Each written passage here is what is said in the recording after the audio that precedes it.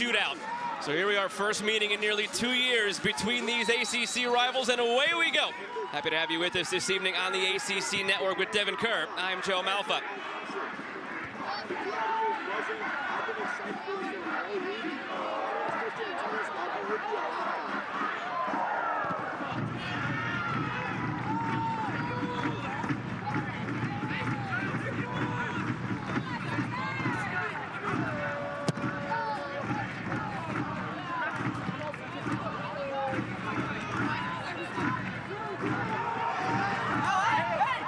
For Gian just kept it in, looking for Wahabu Musa back into the starting 11 tonight for Clemson. It's been a little while since we've seen him there. In that Cal game for the Tigers, he started. He was impactful in that game. Unfortunately for him, picked up a late red card in that one. Missed the Wake Forest game. Missed the Elon game. Last game, he wasn't fully fit against NC State. So finally, for the first time in about a month, he's back out there with the starting group, Wahabu Musa. Mentioned defensively how this is going to be an interesting adjustment. Duke Blue Devils, no Vukovic on the back line. Arguably, the more important one is in the midfield, Kenan Hott, unavailable due to yellow card suspension. He's the one who likes to drop a little bit deeper, also bridges the gap coming up high. Musa has to be aggressive. He's got to put pressure on those sixes. They control so much for this Duke Blue Devils team, who really likes to overload the midfield locations.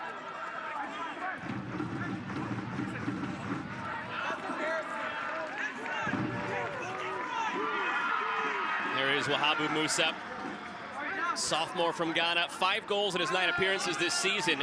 As I mentioned, the last couple of games just hasn't been himself. Missed 2 of those entirely.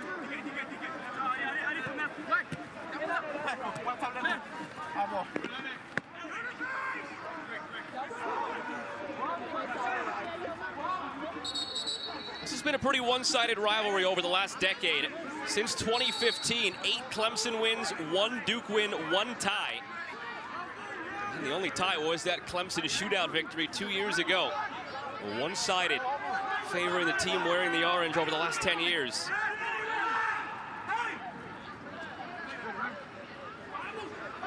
Musa looking inside for Ojibang. Now up top for Bjornsson. The Wolf, as they call him, that's what his name translates to in Icelandic.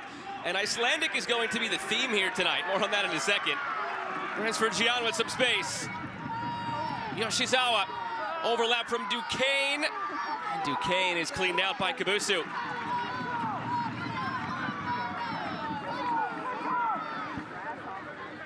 Yoshizawa.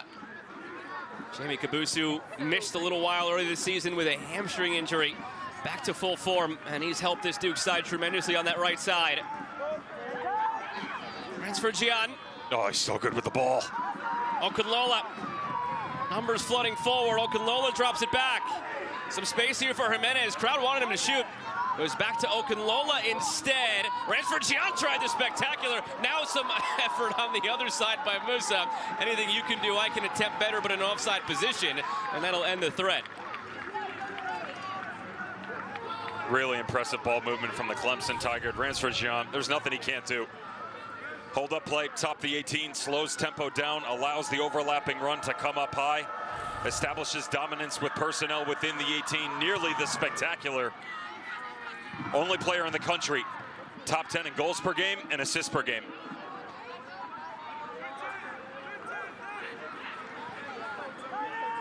Duquesne. Got Nathan Richmond over on this left side to start things out tonight. Duquesne and line, looking in front. Corner on the far side. Every manager wants to see a team start hot, but especially for the Clemson Tigers, who struggled on the attacking side of the ball against NC State. Opening 5 minutes, seen a wide variety of looks, dense in the midfield. Space to play in on the width, aggression up high. Mike Noonan, head coach, will be happy. I noted Richmond for the time being on the left side. Last week against NC State, we saw a lot of maneuvering there. You would see Musa on the left, Richmond on the right. Mostly Yoshizawa and Gian through the middle, but every now and then, one of those 2 guys would rotate out wide, and either Richmond or Musa would come centrally. That front 4 is very fluid for the Tigers. Gian drops it back. Duquesne from a better angle, looking back post. And that will hang up in play. Ajabang.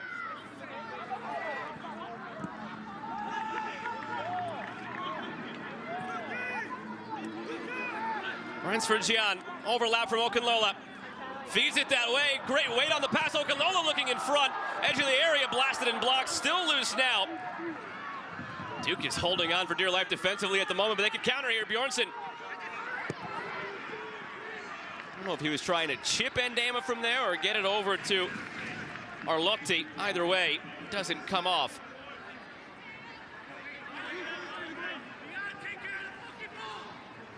Joseph Ndema, one of the captains of this Clemson side, hasn't quite found the form that he had a couple of years ago in that historic 2023 title-winning season.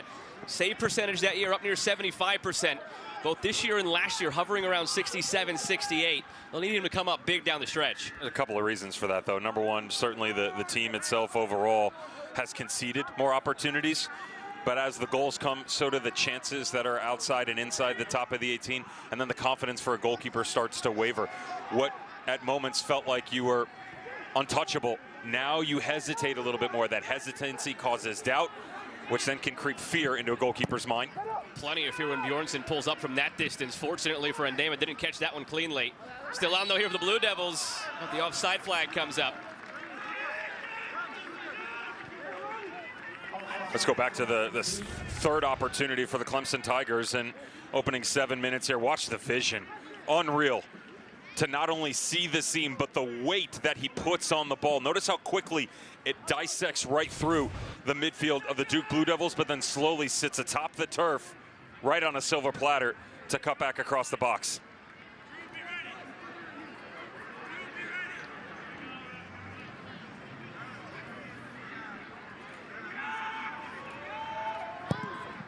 There's Ulf for Bjornsson. He'll be guarded tightly by Floki Stevenson and Lucas Magnusson. I teased it earlier.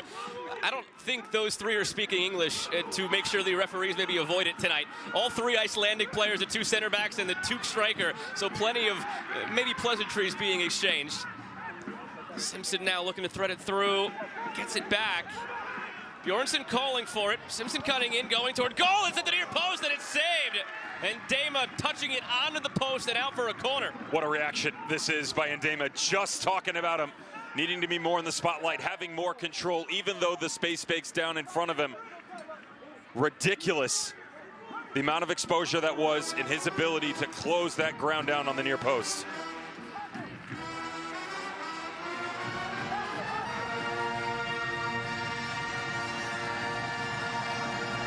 John Kerr on the service, dispatched easily by Clemson.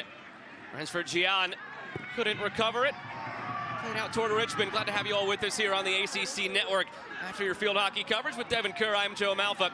Here at historic Riggs Field in Clemson, South Carolina, where the unbeaten 10th-ranked Duke Blue Devils visit the Clemson Tigers. First time in nearly 2 full years that these teams are meeting.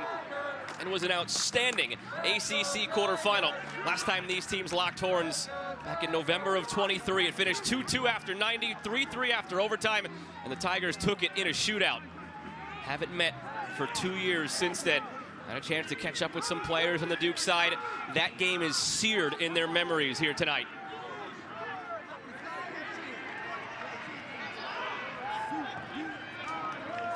A couple of key players missing tonight for the Duke Blue Devils. Kenan Hott has been a big reason for their success over the last couple of years. You can see the goal differential when he is on the field versus when he is not on the field. Plus 21 change overall for the midfielder who has grown so much for the Duke Blue Devils. Young freshman that just played clean and simple.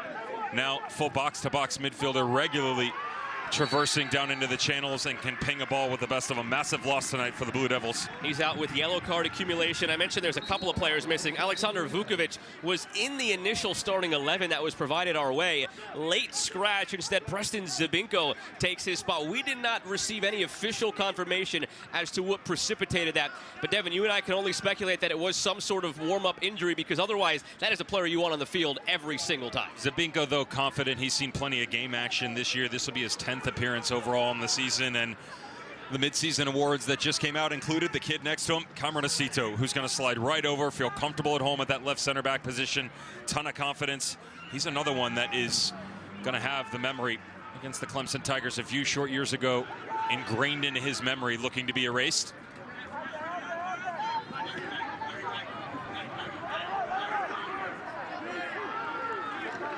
Carmen Acito, beside just that quarterfinal from a couple of years ago, the now senior who joined the Blue Devils back in 2022 is looking for his first result over this Clemson side. Duke has not beaten Clemson since 2021 before Acito and this senior class arrived. Now for Bjornsson, slow to get up. Keep an eye on him in case there's any lingering effects. He had a pair of ankle injuries earlier in the season. That cost him a little bit of time back in late August into September.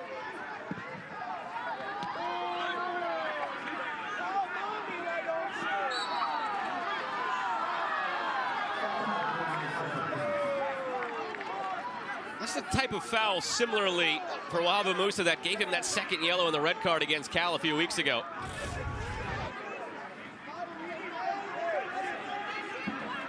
If you're a manager, though, defensively, you'd rather have that than allowing the play to continue on as aggressive as they've been early on. The Clemson Tigers, the shape was a little bit off. Don't mind the tackle whatsoever. Really good defensively, though, so far. Clemson's been clean. All of their marks on the back line have been mostly one-on-one situations, but they've won the individual battles. Smart decision-making within the midfield. Now, if you're John Kerr and the Blue Devils, you got to start to punch back a little bit. Positional game, ease yourself up. Even if, Joe, it's just a long ball up over the top to reset your defensive line. They've been pinned too deep, very reactionary in nature. For those of you who caught us after we joined you on the ACC network rather than when we started on the app, Devin, you spotlighted top of the broadcast a difference on the back line for Clemson. They've played previously the last couple of games in a 3-back. Now they go back to a 4-back against the Duke Blue Devils. They struggled with the space on the outside, and within that, Mike Noonan had gone to a 3 versus NC State. They did very well, but they lacked on the attacking side. He feels like right now, this is the way they're going to go, at least for this opponent. Great ace in the hole, right? Something to have in the back pocket. They can adjust per opponent. They can adjust per situation in game. All it comes down to overall when you sit in the 4 is just better decision making overall. Here's Bjornsson. And it looks like that battle's won by the Tigers. It is. Goal kick.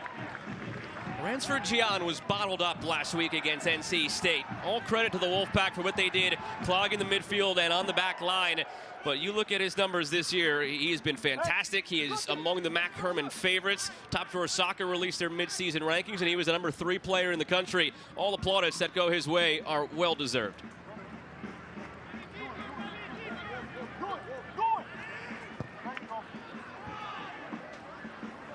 Okunlola. Looking long for Gian over the top. Ransford Gian turns the corner on Acito. Gian has numbers floating into the box. Taking Acito 1v1. Ransford Gian, edge of the area. Ojibang goes for a goal. And it's saved by Eric Demora, his first save of the evening. Love the check by Musa, who actually drops himself back in, opening up the space over the right shoulder. As you step back through, the great thing here about Ransford Gian, even though he's got his head down, he slows his run. He did peek over his left and recognize he had runners in support there. So the opportunity for him down in the channel and the angle being closed off did a really good job of hold-up play, allowing his players to step forward. Bjornsson again in a foot race with Floki Stevenson.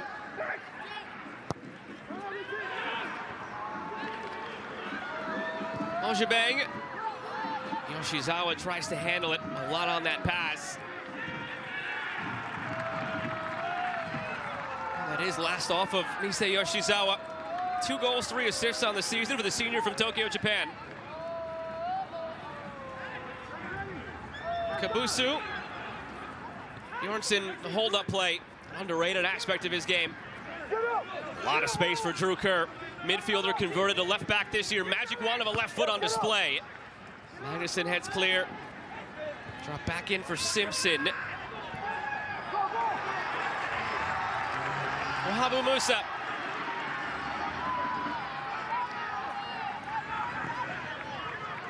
Nate Richmond, 7 goals on the season. He's been a good secondary scorer with Ransford Gian. Duquesne.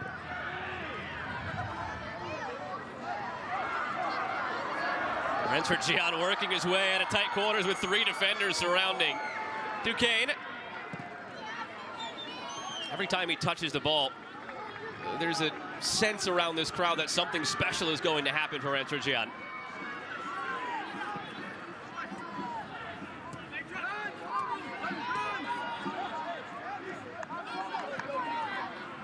Jimenez.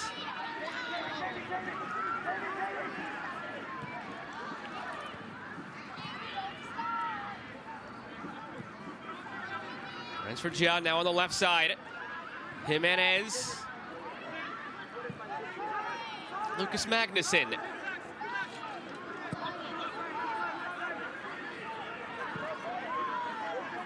This is what we saw too much of last week in that Clemson game against NC State. Giving the ball away carelessly. Kabusu working past Richmond, who brings him down. That could be an early yellow. That's what the Duke bench wants to see, and they have a gripe. First decision for Mike Stutt to make. That's got to be a last warning already here in the early going. That's also the area that you have to be oh so careful if you're the Clemson Tigers, something that Mike Noonan decision-making wise talked about. If you just cut the angle, you don't have to be physical and create the foul. The space that you notice behind him, that's because of the narrowness within the midfield. Ransford Gian's going to be given the license to roam. As he goes, that's a lot of pressure on Mason Jimenez and Kweku Ajibang to slowly rotate back over. If you expose on the front line, it's the Golden Gate pass coming up the width for the Duke Blue Devils. Yellow for you? Overall, it probably is yellow. I also don't mind a referee this early on saying, I'm not going to allow it, setting a precedent so that everybody else in the field recognizes that it won't be tolerated. Agreed. And what is going to be an intense game between these two teams, appreciate Mike Stutt letting that go. And why it's going to be an intense game? Well, the standings right now in the ACC. Stanford right now sits alone at the top of the ACC standings. They control going down the stretch here in terms of that #1 overall seed and the regular season title. Duke and Clemson sitting below them. If Stanford stumbles, the winner of tonight's game would be in pole position. Stanford, though, idle this week in ACC play.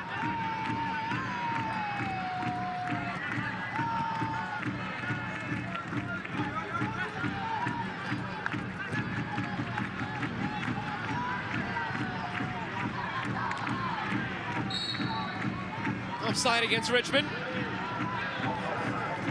And here's the visual for you. Stanford above that black line. Remember, all 15 teams make the tournament. 2 through 5 will get to host in that first round. And if you're in the top 4 and you win, you guarantee yourself a hosting spot in the quarterfinals as well. So Duke and Clemson above that secondary line they'd like to be above in the top 4. The slim hope and a must-win opportunity tonight for either to try and continue the rise to the #1, and all roads currently leaving to Stanford. Ransford Gian carving a road right down the middle of this Duke defense right now. Seemed to dive and go down a bit easy. The Duke defenders having some words with him. Ball stayed in for Richmond.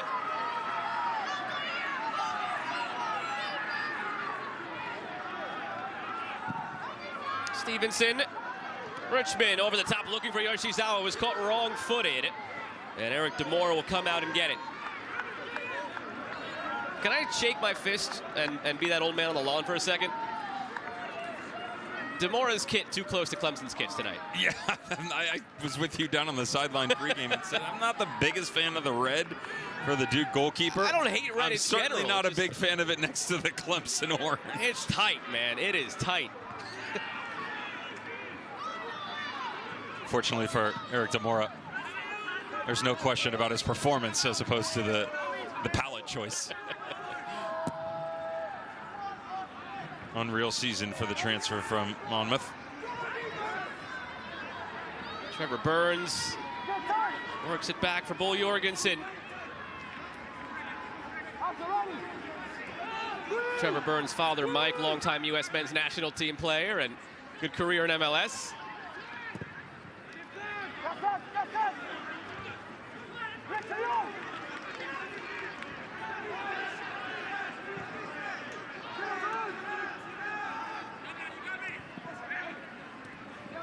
Simpson.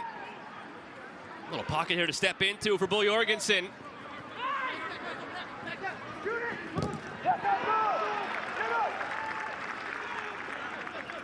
Burns. Kerr. Drew Kerr with 5 assists on the season from that left back position for Duke. Jorgensen battling a pair of 8s going at it. Bull Jorgensen Kwaku Ojibang, and the foul goes against Duke.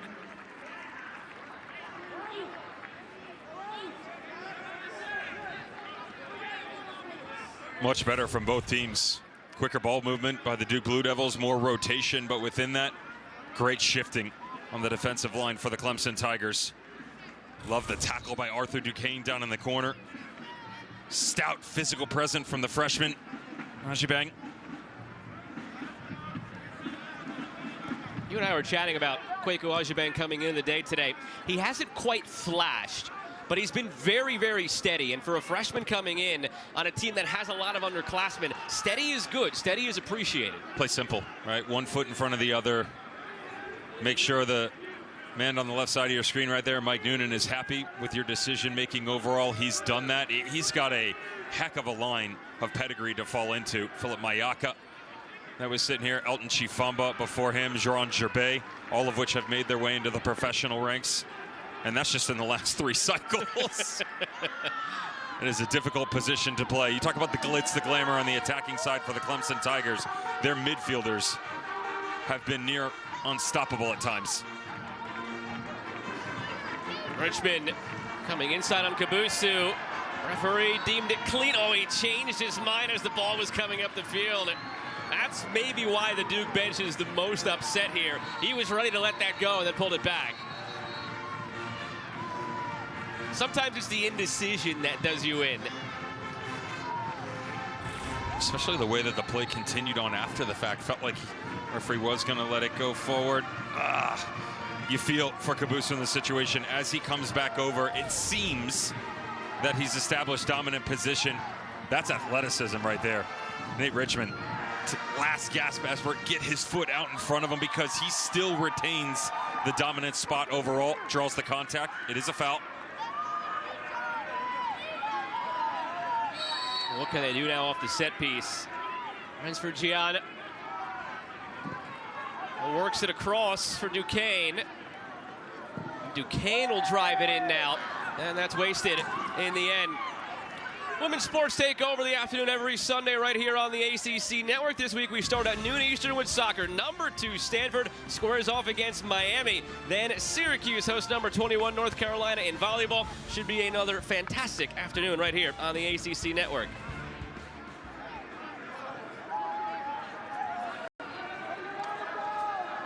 There's the aforementioned Eric Demora making his 12th start of the season, 5 clean sheets. First year at Duke after he was all CAA the last 2 seasons at Monmouth. He's had to make just the 1 save so far. Something could be on here for the Tigers. Duquesne.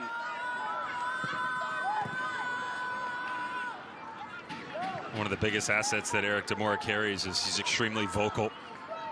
And within that, his words right now have kept this team organized. A lot of numbers coming at him. Good job in front. Duquesne delivering. Pinball's in favor of the Tigers, still bouncing around in there. Is it out for a corner? That's what they're clamoring for. No, goal kick.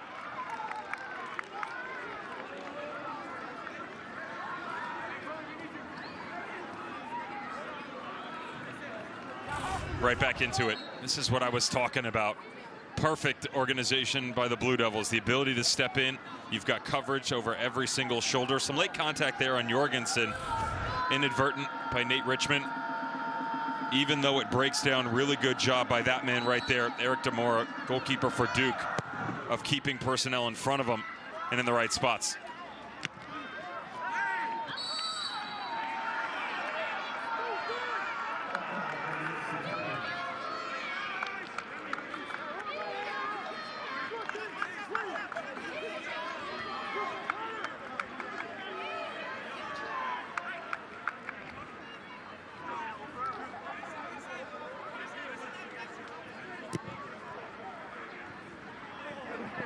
One gets away in the end from Alessandro Arlotti. Haven't spent much time talking about him yet. Ball hasn't come his way, but Arlotti, the grad student from Italy, 7 goals, 5 assists this season. After a gap year in 2024, 3 terrific years prior to that at Harvard. I'd like to see him drift out of that central location a bit more. He's trying to find some space up high. The problem is he's matched up one-on-one against the center back. Really good coverage right now from Lucas Magnuson. if he gets out of the 10 spot, drifts over, also creates more space for the width to combine off of. Okulola will get there off the ricochet. Yoshizawa was lurking, out for another Clemson corner. It's their second of the early going.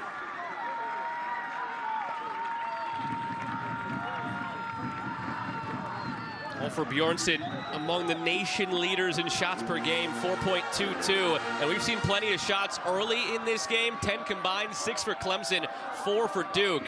Bjornsson has one of his own. They've largely kept him in check to this point, as Clemson have controlled the possession and the territory. But it's in these moments that you have to be careful of a counter going the other way. As we saw earlier, the last time they took a corner, Duke took it right back the other end. Whistle goes before anything happens for a foul against the Tigers.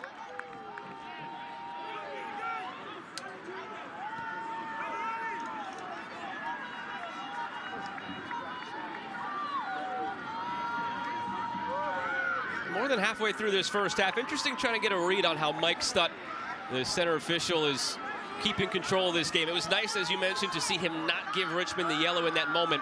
But there have been a couple of things that you can maybe equate as ticky-tack that he has called. So finding that line so far has been interesting. He's done a good job so far, though, in the crucible of an intense game between two top teams.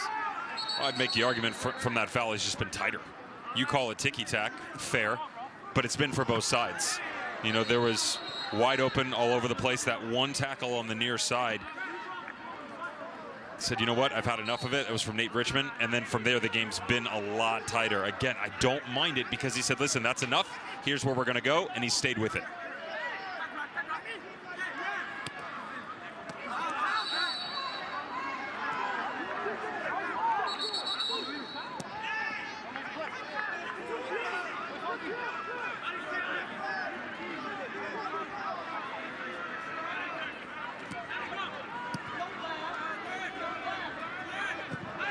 Lucas Magnuson goes back to Joseph Andema. Floki Stevenson, the Icelandic center backs that did not play with each other in Iceland before coming over, but played against each other. Bjornsson still rolling around as Rakaj.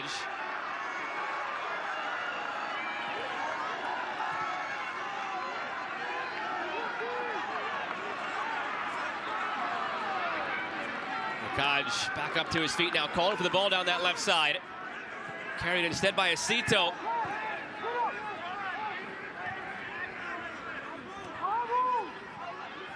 Bjornsson. All for Bjornsson, 4 goals, 3 assists. Sends this one in, and Deva off his line. Wants to go quickly through Richmond. Duquesne hustling for the overlap. Richmond lost his footing. Bjornsson just looking back through for Simpson. And the Icelandic center backs combined to get rid of it.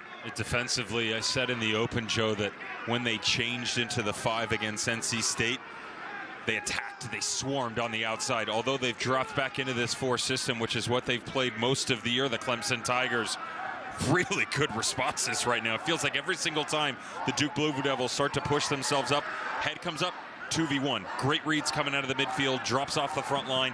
That's where the next level from the Duke Blue Devils has to have more activity. You bypass that pressure playing behind them. Glanced on out wide. Rakaj cutting in, deflected, a wicked deflection. It's out for a corner. That could have gone anywhere. Tomorrow morning at 10 a.m. Eastern, the ACC Huddle Crew will be at Duke University in Durham to get you ready for another full day of football with a 2-hour pregame show. We'll have game previews and expert analysis and featured stories right here on the ACC Network and the all-new ESPN app.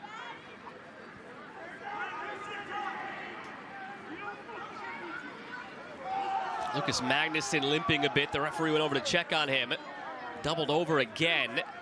Looks like he's feeling down toward that left leg with his hand and stretching it out.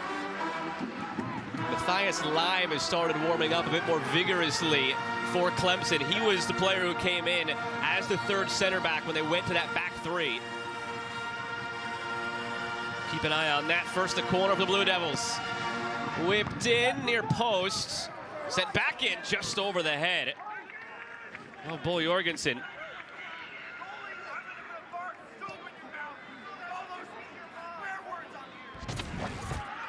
Tonight is a big night, by the way. When we were looking pretty early, mostly you, Devin, that was to get ready for the reveal of the committee's top 16. Tonight is that night. So you can forget the coaches' polls, the Top Drawer Soccer polls. That's what the eyes are on tonight. More on that at halftime. Flag stays down for now on the overlap by Yoshizawa. Free kick for the Tigers. It is amazing what a proper amount of sleep and little hair and makeup can do for a person who has bridged themselves into their 40s, I'll admit it, and probably some surprises in this top 16 if you stick around with us. That's the big thing, and it's a matter of what exactly you deem as a surprise. There's some things that to some people might not be a surprise. To some other people it might be a surprise. Gotta stay tuned to find out at halftime. Again, that's just the committee's way of making things clear. And then also some proposed changes for the college soccer landscape from U.S. Soccer. All that and more at halftime.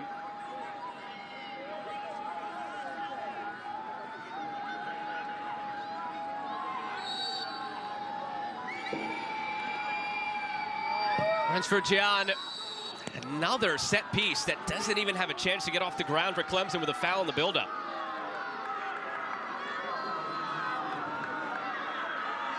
Zabinko just inside the top of the 18. Clemson loves to run this little dummy stunt where they allow either one of the center backs, this time Magnuson, peel all the way back off. Use those 6'2", 6'3" heights to their advantage.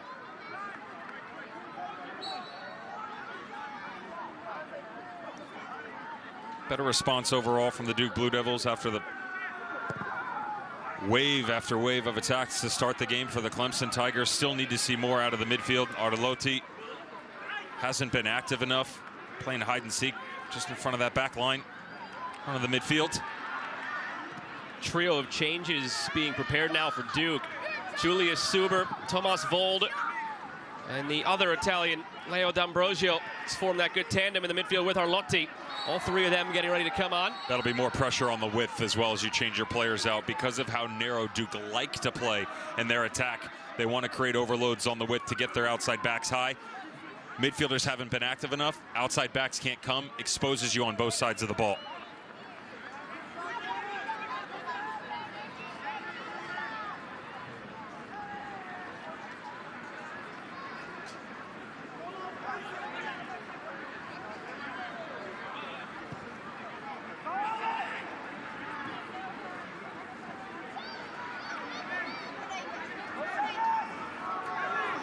Richmond battling Kabusu.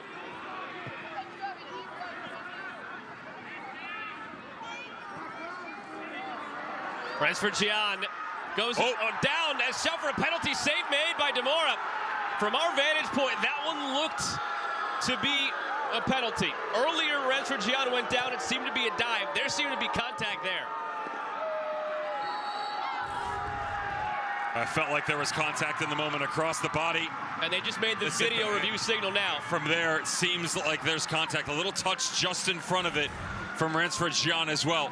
Now, the argument after the fact from Bull Jorgensen, captain for the Duke Blue Devils, up in the midfield tonight is, if you're not going to call that a penalty, that he's insinuating he was touched, and he wants a card for diving. But felt like in the moment and on that replay, there was clear contact. I'm with you. Live thought it'd be a penalty. The other argument possibly here from Duke is you can't go back and give the penalty if you gave the advantage, but that wasn't advantage being played by the referee, Mike Stutt, there for the shot. He just in the moment did not deem it a penalty. So there's an important distinction there. He did not play advantage, just did not see a penalty initially. Let's see. He's certainly inside the box. Touch. You know what? From that angle, I say no. That angle tells a different contact. It's actually the trailing foot. From the angle we had, and it's almost the exact same one we see at our broadcast booth, it looked like contact hit. Instead, this is Gian and his foot coming forward to initiate the contact. That would be no penalty. Let's see. And no penalty. Well done. Kudos to Mike Stutt. He got it right, spot on the first time.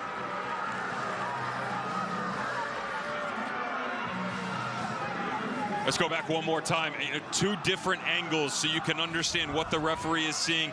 This is the second one. Watch the left foot of Ransford Gian inside the 18, yes, but he leans into Cameron Acito. The other angle looks like the contact occurs with the player overall.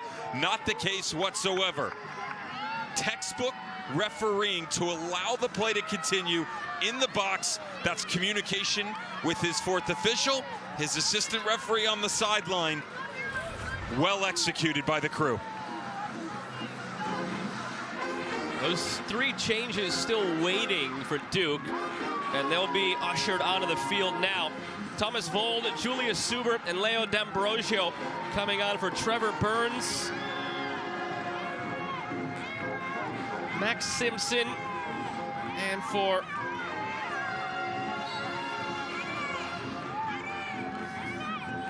Alessandro Arlotti, the third player coming off.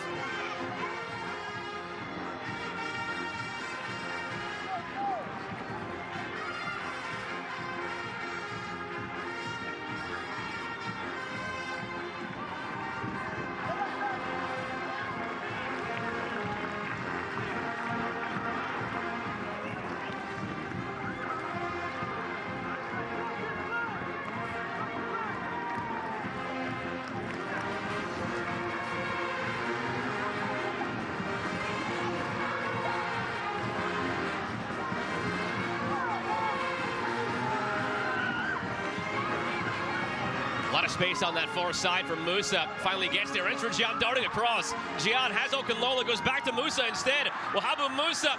Through for Nate Richmond. Crowd to its feet. Nathan Richmond has it blocked by Zabinko. That's where Clemson can be lethal, but sometimes they leave a little too much meat on the bone.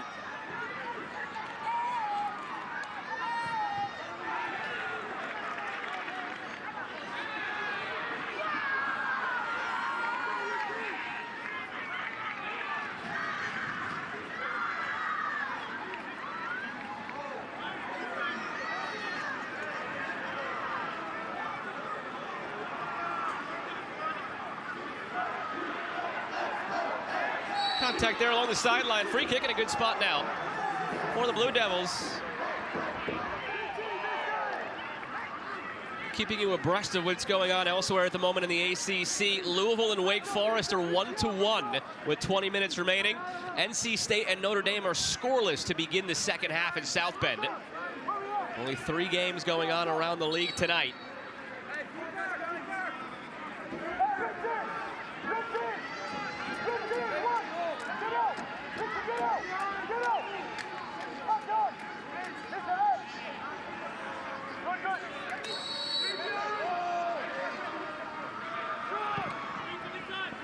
From the free kick, dealt with by Clemson. Ransford Gian across midfield again.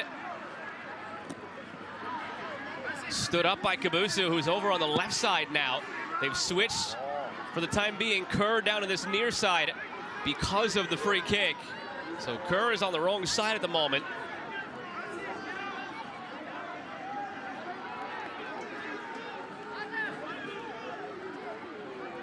Pair of subs getting ready to come on now for Clemson.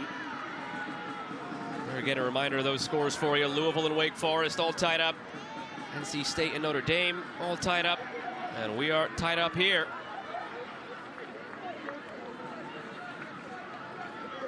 Xander Sevi and Cooper Heinlein getting ready to come on for the Tigers.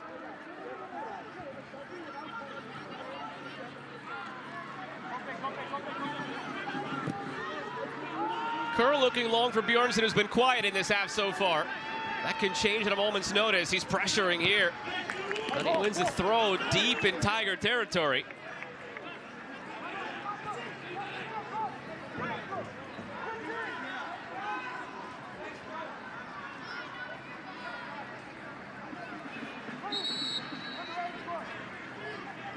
And they'll make those changes here in this stoppage, Clemson.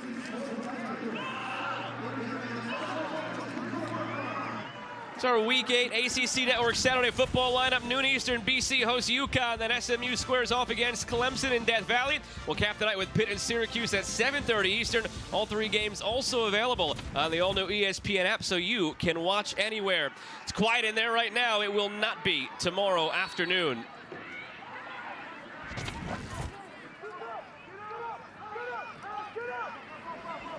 Short on the throw, worked back to Kerr. Drew Kerr battling, losing it.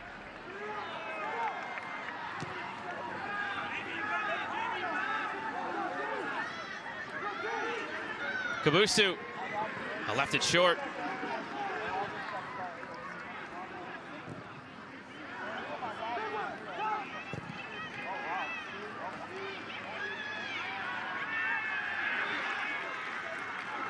This is some of that depth being challenged right now for the Clemson Tigers in the best of ways. Yes, they're young.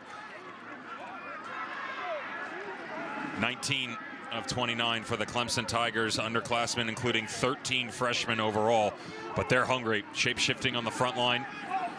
Ransford Jean play a little bit deeper in a false 9 position. You're going to get a lot more speed on the outside now with Xander Sevian and Musa attacking more at an angle, trying to make their ways down into the channels. It is, as you mentioned earlier, some of the issues with the inconsistency the Clemson Tigers have had to deal with. Talent, certainly not an issue whatsoever. Games like this that really give you the edge as a young player. Get up to speed, gain confidence, and go attack the match. Coaches will always talk about peaking at the right time. Part of that, I've heard coaches say before, by the time you get to late October, those freshmen are really sophomores, and they have to play like it. They've had a lot of opportunities early in the year to get that experience, and now being put to the test in a big-time matchup against an unbeaten 10th-ranked Duke side. It's certainly a good problem to have if you're Mike Noonan, with the comment that you mentioned at the beginning of the game. He spoke about it to us earlier in the day. We may not be the best team in the country, but we can beat the best teams in the country on any given day. That's the quality that he just continues to add in his arsenal here, both sides of the ball. And I would think you would agree with this, Joe. These are incredible young men. I mean, truly spirited people who do wondrous things on the field, absolutely. But the commitment to education, the cause outside of the beautiful game that continues to reign supreme for the Tigers. Drew Kerr still down for the Blue Devils. Son of head coach John Kerr. It's been a trademark player of this group the last couple of years, switching his positions. Just an awkward step there at the end. I don't know that there was actually contact on the ankle he's holding. It was more that last step he took. Something we'll be talking about a lot down the stretch here is the RPI down the table for the ACC. I mean, it's tough to make sense of RPI, Devin, sometimes. It's a lot of who you play, who they play, things like that. Who they play after you play. Right. There's a lot of degrees of separation in there. But it's what the committee goes by, maybe more than anything, in terms of trying to parse through the seeds and the teams that make the tournament. Here's a fun one to think about as it relates to the ACC and national relevance. Nearly every single season, the ACC is turning out 9 teams into the NCAA tournament. Well, if you look at this right now, Virginia Tech, SMU, Wake Forest, they are 1 loss away from starting to get eerily close to that bubble. So you look at a game like Virginia Tech and UNC on Sunday, on paper you think, they can't win the ACC title. They should get into the tournament, no problem, right? Not whatsoever. These are the games at the end of the season and come tournament time that matter the most to make sure you solidify postseason play for the Men's College Cup. There is a team on that graphic who's maybe a little lower than some other teams, who is actually in our halftime reveal. So a little teaser for you there at halftime, as far as, again, trying to make sense of it all, the different polls, the results, the RPI. Sometimes it's tough to make sense of. That's why the committee releases a midseason top 16. Bjornsson looking ahead. Some contact there. Don't know that there was enough for a penalty. Duke not really arguing it. And out for a goal kick as Rakaj saunters back. Great to see Drew Kerr up, by the way. Moving, agile, very active on the play, immediately back into it. No contact there. Still need to see more out of this front line. They've changed a little bit from the subs. They've changed a couple of times, but they flattened out their shape a little bit with Rakaj next to Bjornsson. The good news is more pressure on the back line against the Clemson Tigers. They've become more direct. The problem is they've still got this 15-yard gap right there, left side of your screen, between the front two and the midfield four. Got to be aggressive. Vold and Jorgensen, the willingness to bridge that gap, Joe, to play up high, or you got to move all 8 underneath higher, quicker to support the 2 strikers, just like this. D'Ambrosio. Leo D'Ambrosio at his pocket picked. Kweku Ojibang continues on. Remember what we said earlier, nothing too flashy, but steady, gets the job done. It's a big play for him right there. Taking it away from D'Ambrosio, and it springs his attack now. How about that ball and touch? Wahabu Musa had everything but that last bit. And a foul against Clemson. If that would have resulted in a goal, it would have been one of the best lead-ins to a goal that we've seen this season. And Ransford-Gian off that left foot of his, magical wand for the Clemson Tigers. Just like everything, 8 touches turns to gold. When we talk about the top 16, just stick around. We've got some other things in store for you this weekend in ACC men's soccer, maybe individually based. That's my tease there, by the way. I was trying to steal some of the thunder where it's okay. Talked about the standings. You and I are separated Sunday, unfortunately. Yeah. So trial separation. Yeah. Still the same travel agent.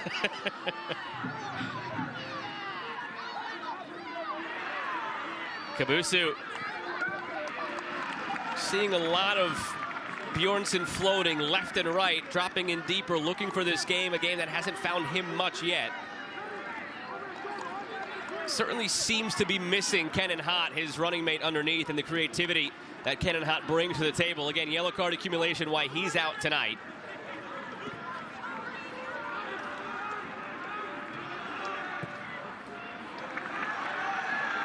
Xander Sevian. Bjornsson.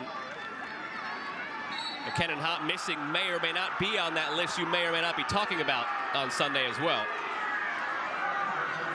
See what you did there. Emotion, frustration down underneath for the Clemson Tigers. It's a foul. I don't know what the argument is. Way too much contact on Ulfur Bjornsson, but certainly the intensity that we talk about for former club teammates, Sevian and Cooper Heinlein. Big-time recruits coming out of Real, Colorado. Just like their flexibility, bumping off the front line into the midfield. Within that aggression, always forward-facing, always pushing their teammates around them into much higher lines of confrontation, dragging the midfield with them. Rakaj. Haven't really had a moment in this game, Duke, where they've connected in the 18 and really threatened Joseph Endema. Have 5 shots, just 1 on target. 7 shots, 2 on target for the Tigers, meanwhile. And the turn, some contact there into the area. Now into it for Clemson. What a ball. Cross, Sevian, open. Oh, what a tackle. Woo! Incredible ball. To even slice this through onto the back post, but the recovery on the defensive front, unreal in the moment. The tightest of lines, the smallest of margins, still able to get it through for Jimenez. Good first touch. Pure athleticism in the moment. Recovery defending at its finest. Dropping down deep, leaving your feet. A manager's nightmare, but a defender's dream after that recovery. On the ensuing corner, Ransford-Gian stands over it. Gian delivers.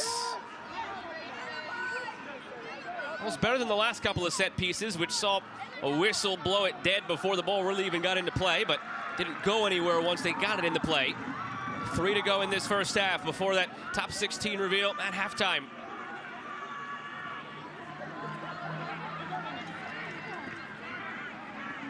What a turn.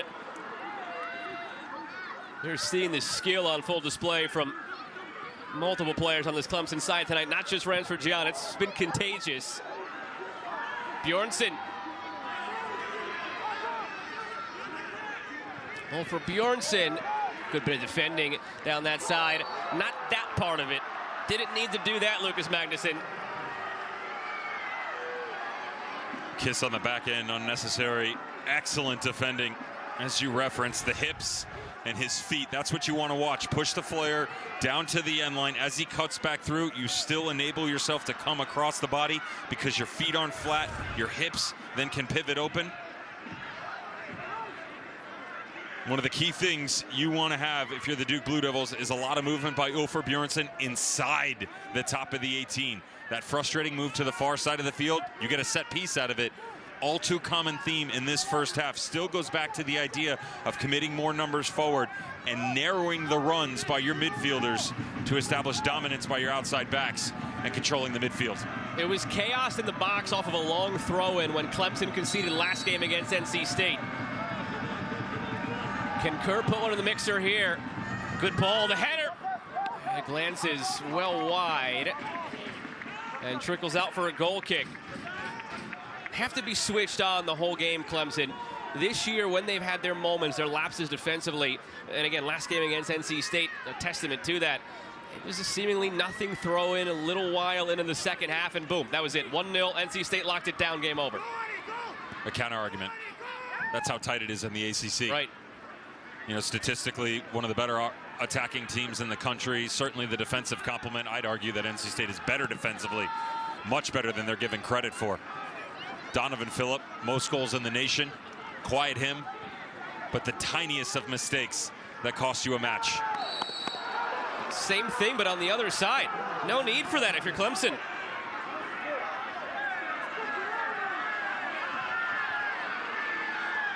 It's their 10th foul already of the evening. Some of them have been silly. And another set piece in an advantageous position. Another youngster, Ajibang, who comes out of the midfield. Just don't need to do it there. Over the back shoulders, Xander Sevian, he's got help on the delayed run. Another center back drifting back over to assist you. The only place that ball's going is to the end line. The touch is heavy, most likely a goal kick, and unfortunately gifted the Duke Blue Devils something special here. Watch the rotation on the back post here. Cameron Aceto, a big target. They like to run the redirect, if not create separation for Ulfur Bjornsson. The 9 just outside of the 6. Got to keep him mobile.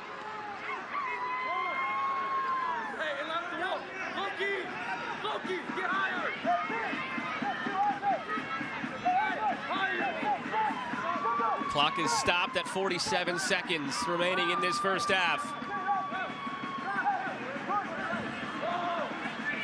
Locker room talks will be very different from both these sides if this ends up in the back of the net and changes the equation going into halftime.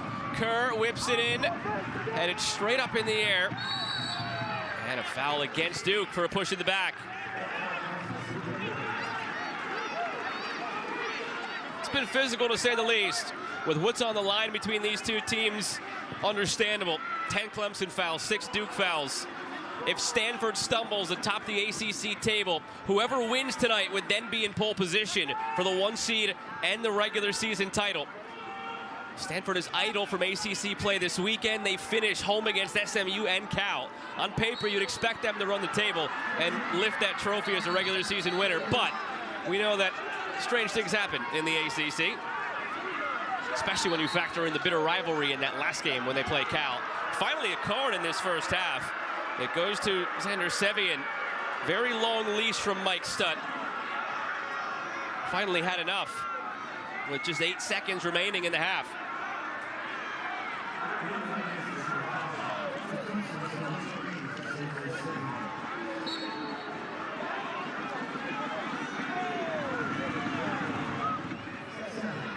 Lumped in by Demora, and Dama punches clear.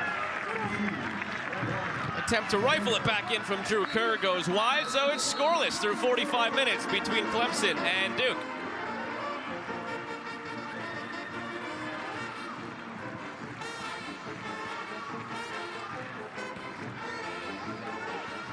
Well, it's been nearly 2 years since these two teams met in the ACC quarterfinal back in November of 2023. A night where Clemson won it in the shootout over the Blue Devils. Duke trying to get their revenge. A lot of question marks atop the ACC moving forward.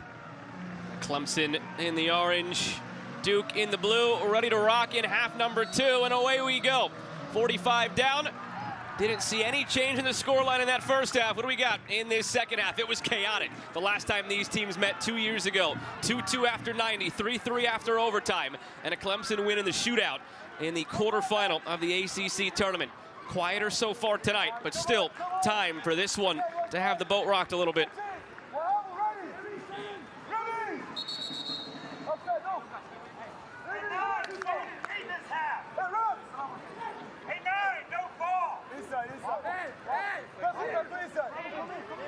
Eight shots to 6 in that first half in favor of Clemson.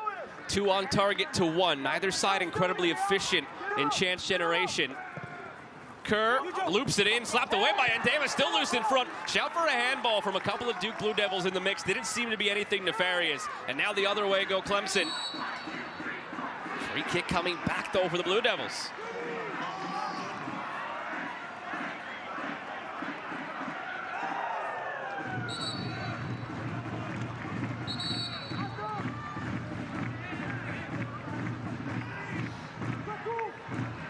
Taken quickly, flag stays down. On the shot, it's saved by Ndema, denying Arlotti. Well done by Duke, catching Clemson asleep at the wheel.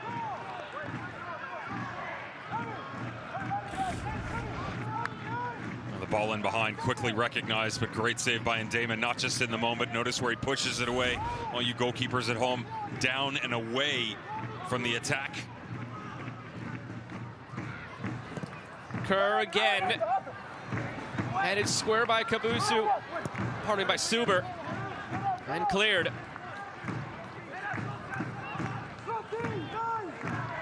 These keepers have made a pair of saves each now at either end. That last stop from Ndema, the best of the night from either keeper.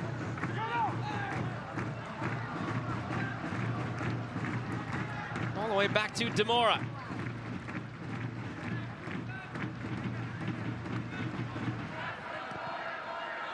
Looking for Arlotti again.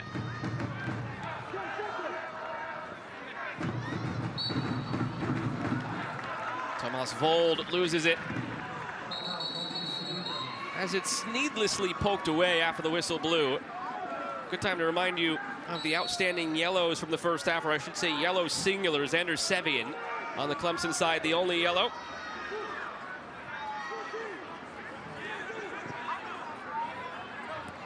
And Ndema pressured immediately by Bjornsson.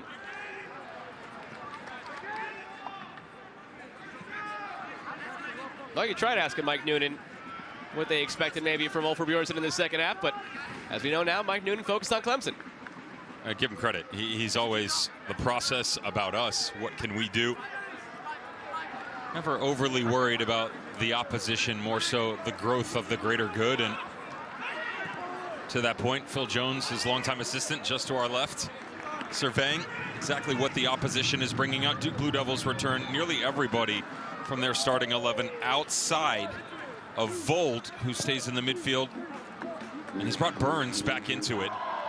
Again, overall, keeping the ball is one thing, but maintaining moments like this where you push yourself high, got to start to work in tandem off of each other if you think you're going to be able to create opportunities for you. Ulfur Bjornsson in front of goal.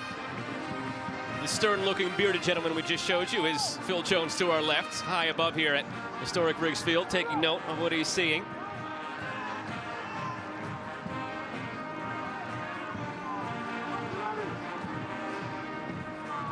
Kerr.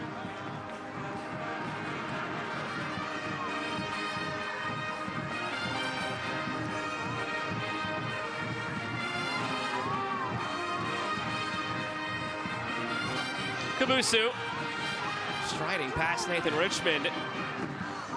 Both sides were ready to stop as if a whistle was coming. It never came. Now it's Bjornsson. Now the whistle comes. Free kick in a terrific spot for Duke. Arlotti drew the contacts. They have a number of guys capable of putting this one in the back of the net. Just another one where it didn't feel like you had to create contact in the moment. If you're the referee, it's a little bit light based upon the way that Arlotti throws his body in front. Ball shouldn't have been coming square back across either way. Trying to establish some rhythm defensively here. Cooper Heinlein paired with Ransford Gian in front of Jimenez, and Ajibang just a bit off to start the second half. That's communication.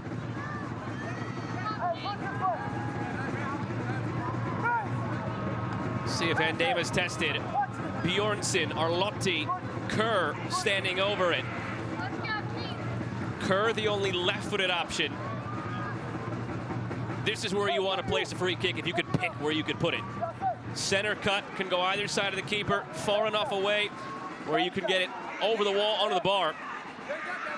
Drew Kerr's got a heck of a left foot. You do wonder, his plant foot, the right ankle, was hurt in the first half. Does that move him off of this ball? Normally, he would be my choice here. Whip it back across the body, work it away from the goalkeeper. Bjornsson seems to fancy himself, though. Arlotti has a good look at this as well. Who's it going to be? It is Arlotti, and it's wide. Tuesday night, we'll have a special conversation with North Carolina men's basketball head coach Hubert Davis. He opens up about a variety of topics and gets candid about what it means to him to carry on the legacy in Chapel Hill. Coverage begins at 8 Eastern on the ACC network and the all-new ESPN app. How is it basketball season already? Flew by. How is it almost tournament time for ACC soccer? Fair. Flew by. Well, those two things are sort of one and the same. You and I were at Duke a couple of weeks ago. It was their Midnight Madness that takes place at 7 p.m. as we know now. Not quite midnight. Mike Stutt coming over to the fourth official, is adjusting something on the clock. It's midnight in Europe. It's well beyond midnight in Europe.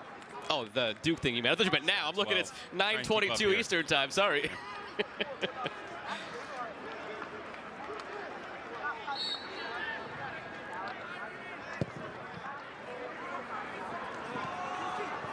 Goalkeeper to goalkeeper.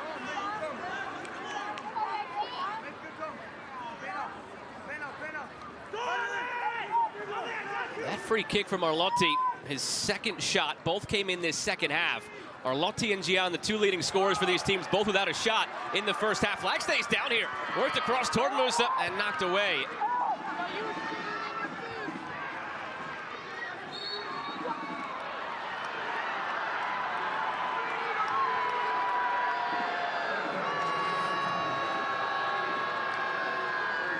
Tone was set early from Mike Stutt. Players, though, are starting to get frustrated with his seem to be very, very tight leashes.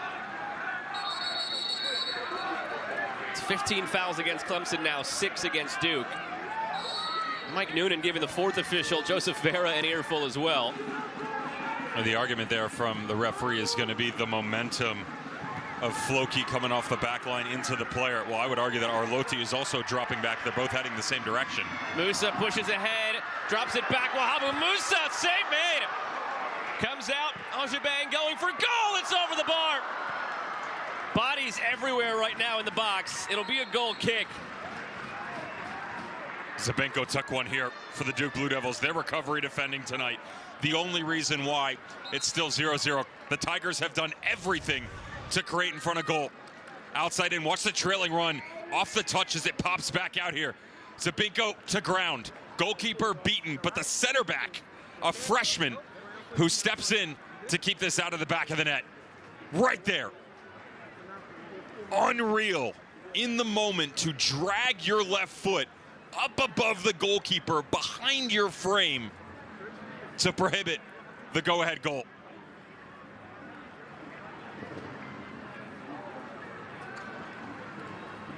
The concern right now is Heinlein, who's still writhing in the box. Zabinko's gotten up. Looking at that right leg of Heinlein. Just an awkward landing between the contact, him planting and bracing for it.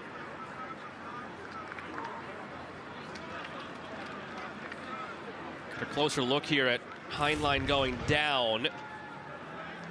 It was non-contact. That right leg goes a little funny when he plants on it. Recognizing this is after the fact and you're hoping that the player is okay, give him some credit, because he could have tried to have gone down on that leg and instead pulled out of it to prohibit any further impact on what just took place. Silver lining, anyway. Was first team All-State in Colorado, playing with Real Colorado. An MLS Next All-Star, the freshman making his 8th appearance this season. 2 of those starts, has an assist to his name. I've seen him since he was 15 years old in some of these youth tournaments. A young man that really good with the ball at his feet, wide open space, and starting to establish real rhythm here for the Clemson Tigers in his freshman season. Got a quality start, couple of matches back against Wake Forest, did really well in the starting 11. Hopped about half of the way, now putting pressure on that right leg with the help of trainer and a teammate. Misei Yoshizawa comes in now for Heinlein. That's a reverse sub of what we saw in the first half.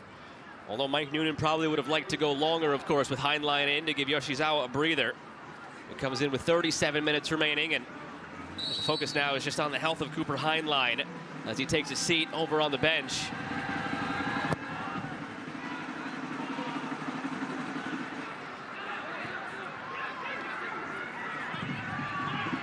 Kabusu gets it back from Arlotti. Still Arlotti. Tucked in, Arlotti in space. Arlotti!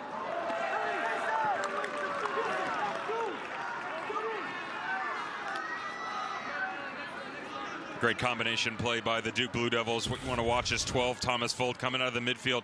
It's going to be the left side of your screen. His step up right there. That as you push forward, combination play working back through. That's what you miss in the absence of Kenan Hott. Predictable if you don't get one of your 6 or 8s to step up through. It stays on the outside. Instead, good patience by Arlotti and a good movement through the midfield by the Duke Blue Devils.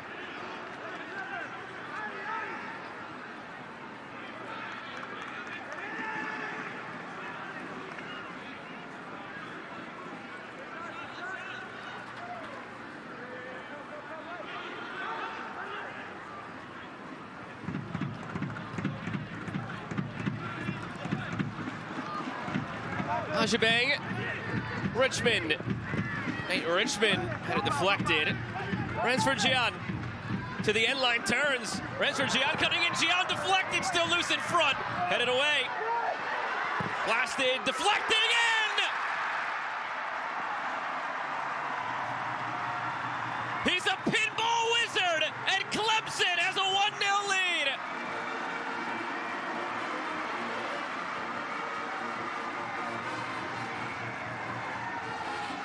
Emotion and energy for the Clemson Tigers here.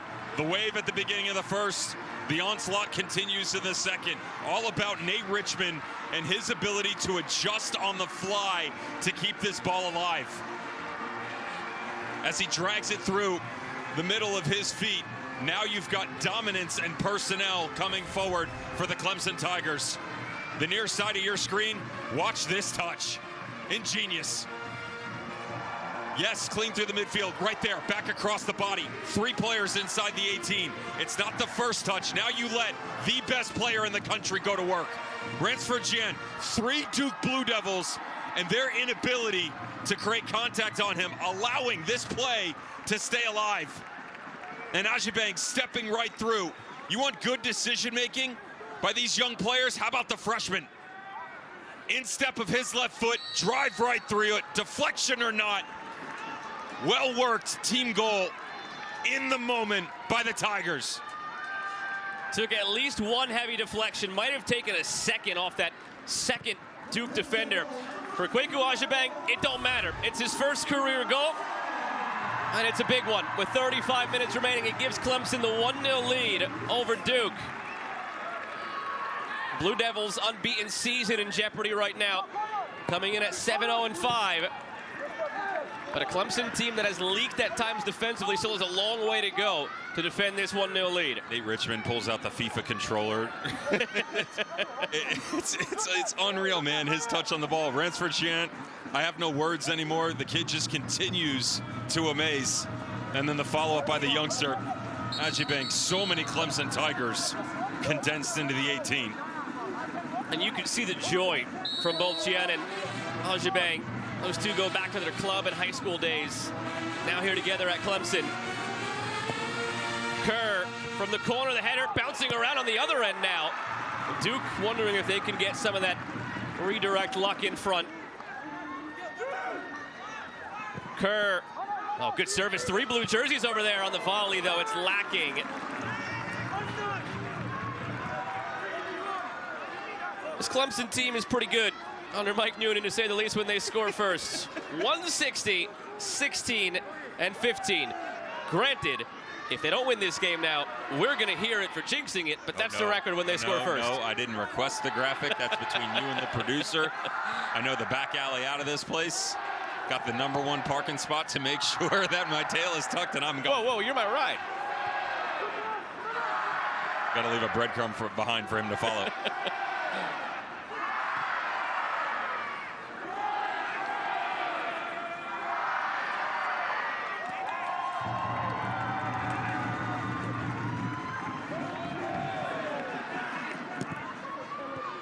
Bjornsson, you know Duke will have a response.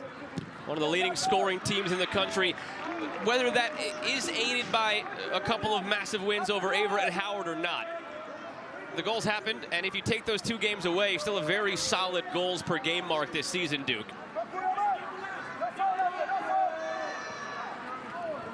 Second in the country, first in the ACC, including those 2 lopsided wins. 1.5 goals per game if you exclude them. Oof. That's Gian brought down, and we'll see a card. Trevor Burns in the book. I'll be fair to Trevor Burns here, though. He's not a malicious player. This is just about the athleticism by Ransford Jan in the moment. Midfielder from Duke trying to react, and just a little bit slow as he gets caught up in his actions. Recovery, perfect. That first touch, though. Can't teach it, can't control it.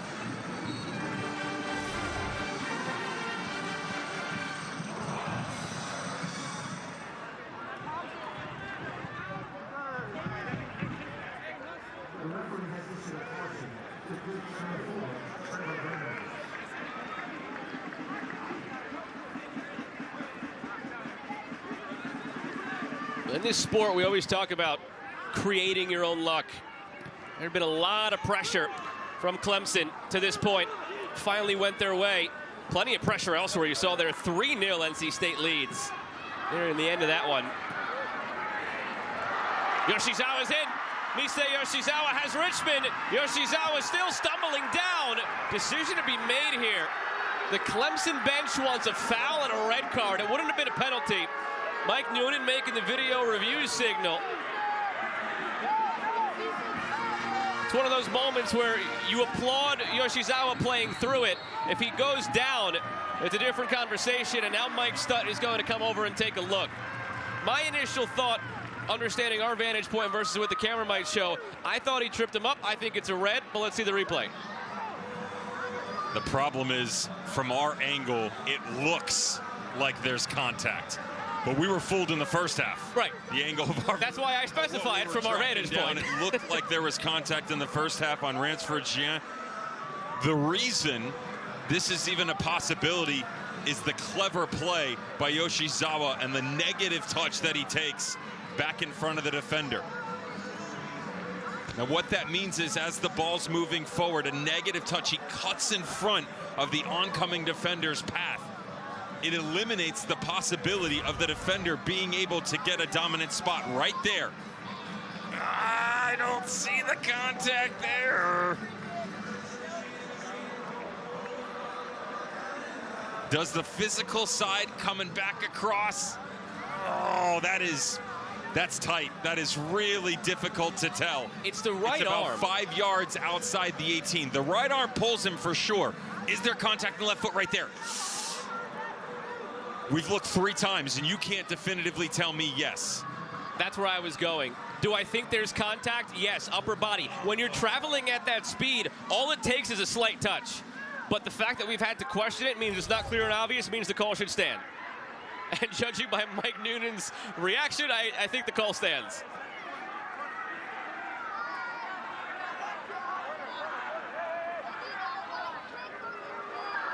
And the call stands, which is no call, which is now a throw for Clemson. Pardon me, a corner for Clemson.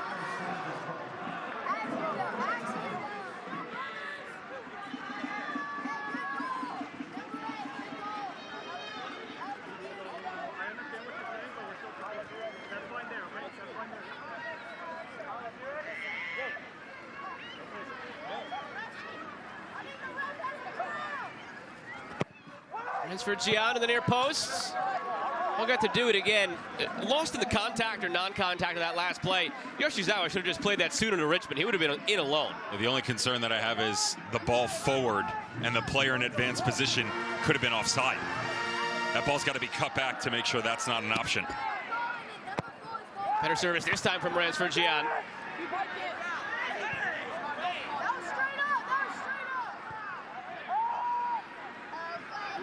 And Dama all the way out near midfield. Distributes toward Yoshizawa.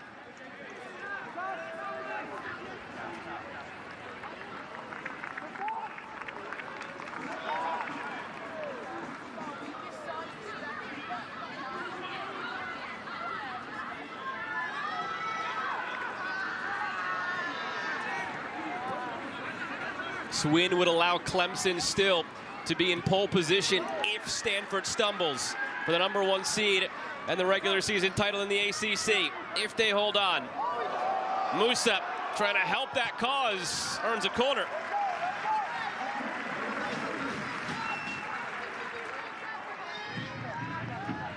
You can't convince me he's on nearly 6'1". I mean, he moves like Ransford Jen. Play the 9, 7, 11, tight-knit quarters. Just clean thoughts overall to weave himself this tapestry that just dissects the entire back line. His game has really continued to evolve. Clever off the corner, Gian, save made! Still loose in front, and now put in! They followed it, they finished it! And Misei Yoshizawa gives Clemson a 2-0 lead.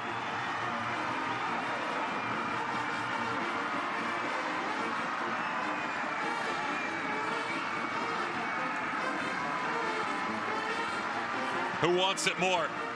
Who wants it more in the moment? That's what it's about. Ref's gonna take a look on the back end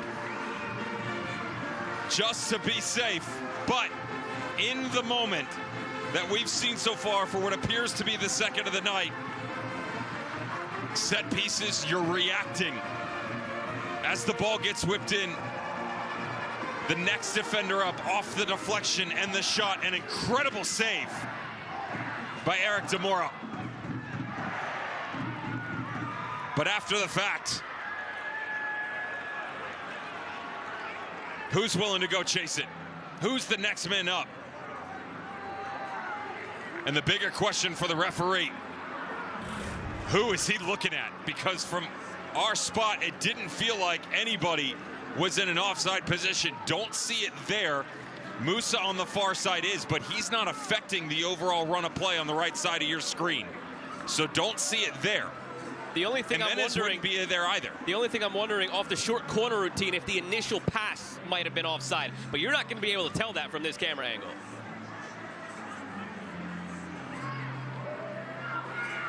It's the initial pass on the short corner there to Ransford Gian. I don't know that you can conclusively say that was the case. Yeah, you can't tell. And it's before that ball goes into Ransford Gian, assuming, at least from what we've seen, that that's what they're looking at. I'm with you. If it is, it's that ball on the far side of the screen that's back into Ransford Gian.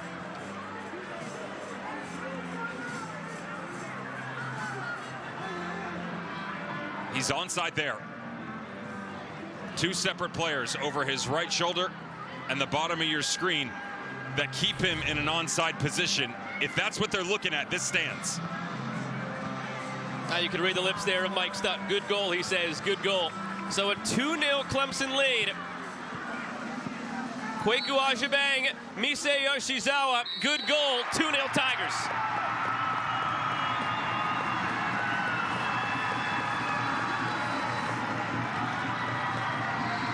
Third of the season for Yoshizawa.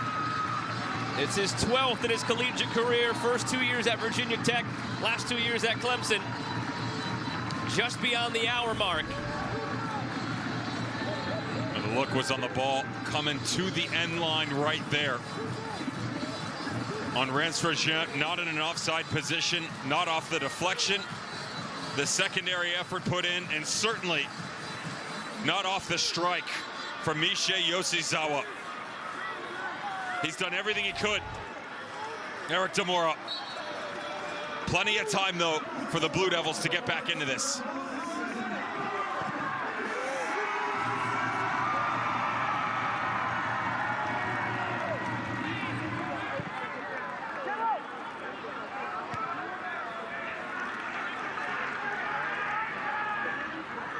Max Simpson came back in after the goal for Duke, replacing Bull Jorgensen.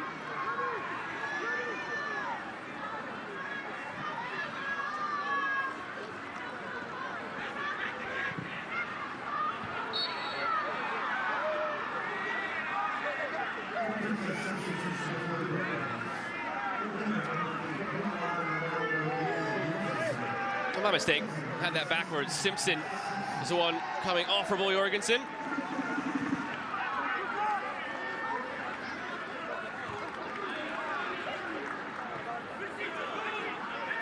Richmond sending it down toward Demora.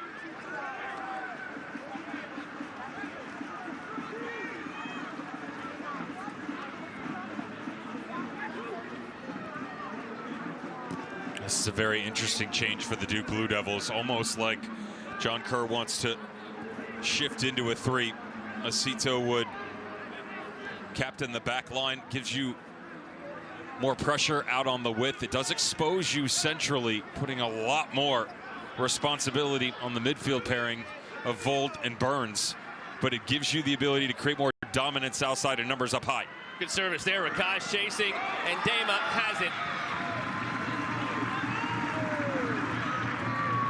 This is a Duke team that's been difficult to score on, historically so. Coming into the night, this is a team that had given up just 2 goals in ACC conference play.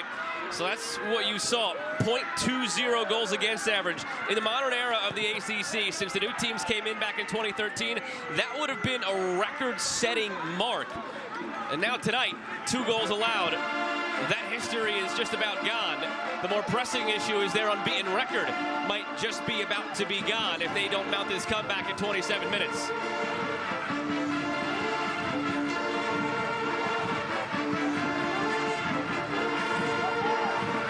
Kabusu gets end line. Corner.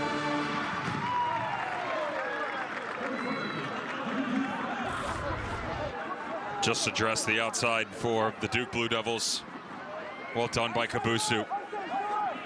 Can play up high on that right midfielder position. You know, they'll use him as this pivot piece off the side of Zabinko.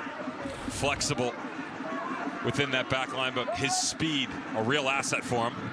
4th corner for Duke. Kerr whips it in over the hand of Endema. Did he get a touch to it? He did. Throw for Duke.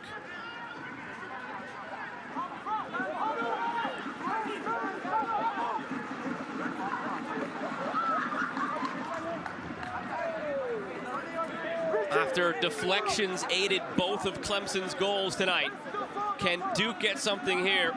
With all this traffic in front of Endema, have to get the service in first. Burns does just that.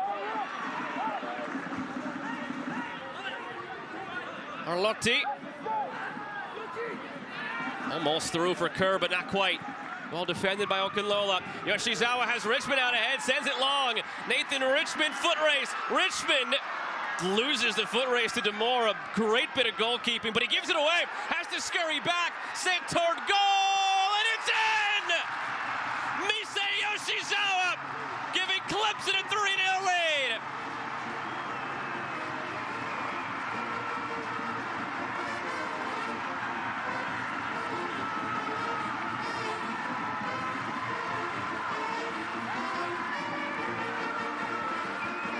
You're pressing if you're Duke. You're committing more numbers forward, set piece or not.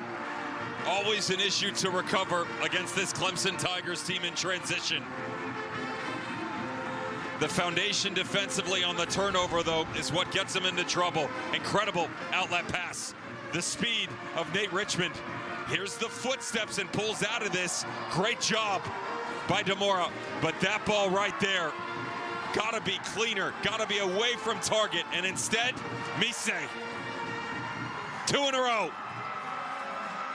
Unreal vision, the confidence, but then the class on this strike. Just enough, barely any English, and perfect shape to add another for the Tigers.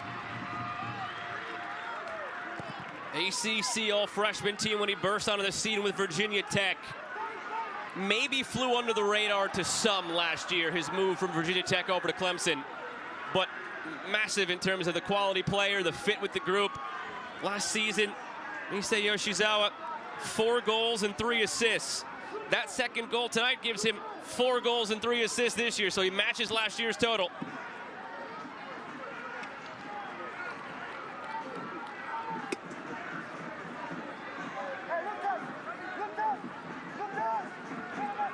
This has been Clemson this year, though. When it happens, it usually happens in waves. It's an avalanche of goals. This isn't a team that typically will win a game 1-0. They can. They're fully capable of it. We had that conversation with Mike Noonan today. But it usually comes in droves. 3 in this second half. And maybe knocking on the door for more.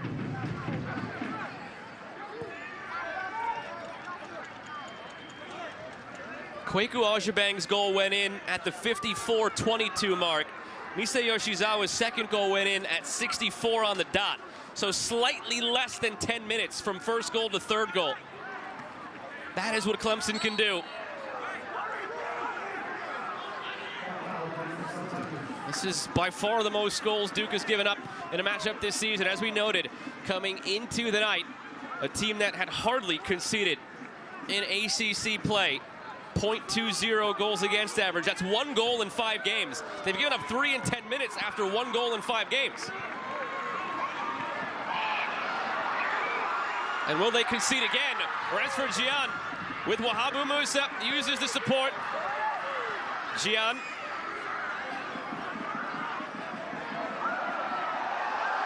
Still with it. Ransford Gian toying with his food now, and a free kick for the Tigers.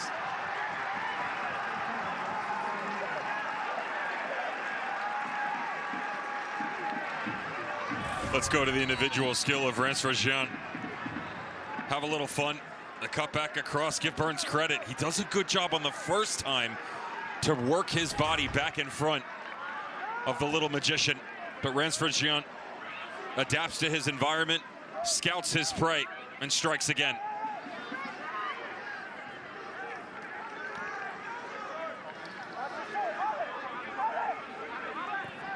Short. Richmond deflected, and that's a bad word tonight for Duke. When deflections have happened, bad things have happened. Great recognition there, though, from Kerr to drift off and get even the slightest of touches in. Now you got to settle if you're Duke. This has become a very frantic game.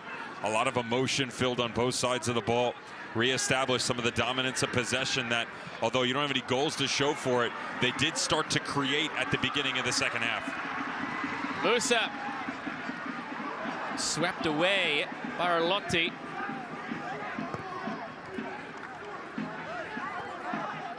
The first goal for Clemson deflected in on the Ojibang shot. The second goal, Misei Yoshizawa's first, deflected off of a defender right to him. He put it home. That third goal deflects off Demora as he comes to clean out Richmond. Granted, Demora on the next touch gave it away, but that ball could have gone anywhere else. Ends up with Yoshizawa and a third goal. Snake bitten tonight, this Duke side. But again, all of it amounting from the pressure that Clemson has cascaded forward and continually put Duke into bad positions. On that note, 17 shots, 7 on target.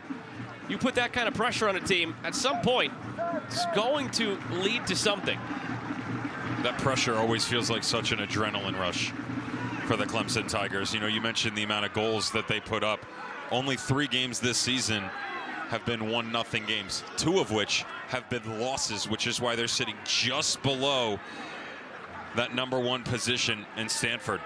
But an opportunity with a result here tonight to propel them up into that #2 spot, really put some footsteps and shadows behind the Stanford Cardinal and Jeremy Gunn's boys, who have 2 games left against SMU and Cal. They are still in the driver's seat for the title, the Cardinal are. And both of those games come at home for Stanford. In case you're wondering, first tiebreaker is head-to-head. Here's Yoshizawa. Chance at a hat-trick for Misei Yoshizawa. Cuts it back instead. Richmond battling for it. Burns comes away with it. Head-to-head that first tiebreaker, then it comes down to goal differential. That's why tonight's game between these two sides is big, in case Stanford stumbles and these two teams come together in the standings. You know now Clemson is going to have the tiebreaker, barring a collapse in the last 20 minutes.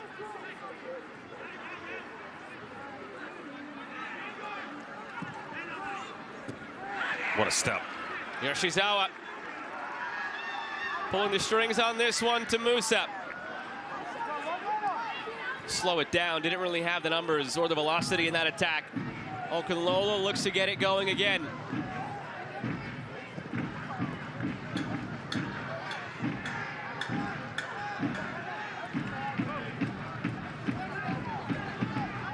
Remember, we didn't see either of these teams at halftime in the reveal of the committee's top 16. Expected more so for Clemson with the 3 losses, not ranked in the coaches' poll. For Duke, unbeaten, number 10 in the coaches' poll. But what you're seeing tonight is a team that's maybe truly being tested for the first time, given the schedule they've had. And they have not passed that test in this second half after a scoreless first half. This will prepare, though, Duke the rest of the way. They saved their hardest for last. After tonight, it's a matchup against the Queens team. That's 108 in the RPI, but did upset Clemson earlier this year. Then it's NC State and North Carolina to end the season. 2 ranked teams, 2 committee top 16 teams for the Duke Blue Devils. What they'll have to avoid is a double whammy. Last year's team, 11 unbeaten. Then they lost in the ACC tournament, and they lost their first game of the NCAA tournament. Just as quickly as they seemingly raced out to that 11-match unbeaten run, it was all over. This year, a 12-match unbeaten run, but a little bit of fool's gold perhaps in there. How will they respond from this first loss, should it go that way in the next 18 minutes? Spiraled quickly last year when they were finally beaten.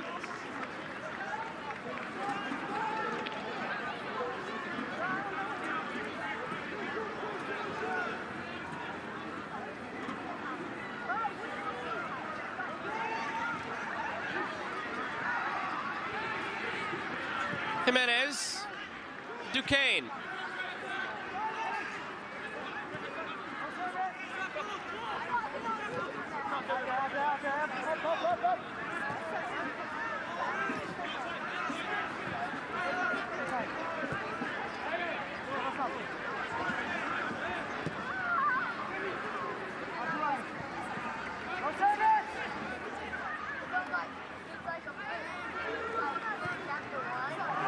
Yoshizawa, will he get there? No.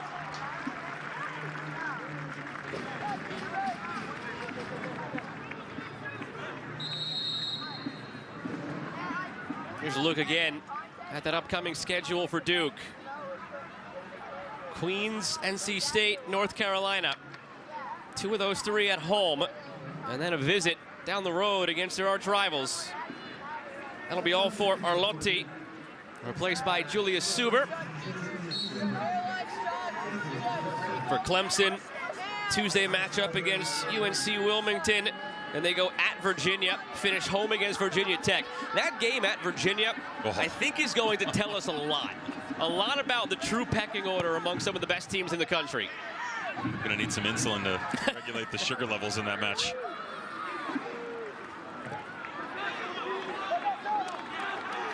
In the best of ways. What a mess of a game that should be. I mean, the way that these 2 teams, Clemson and then the Cavaliers, backline, opposite end of the field, I get tired watching it.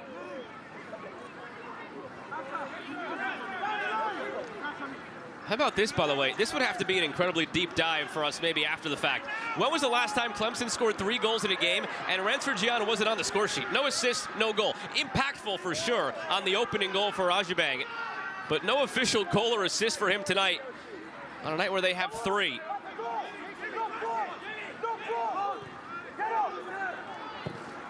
Clipped in, looking to get one back here, Duke. Running out of time to find that first one and put some sort of pressure on Clemson. Make them think about things at least a little bit. He's chopped down Rensford Gian. Crowd wants a card. Clemson bench wants a card. His teammates are huddling around Mike Sutton. They want a card.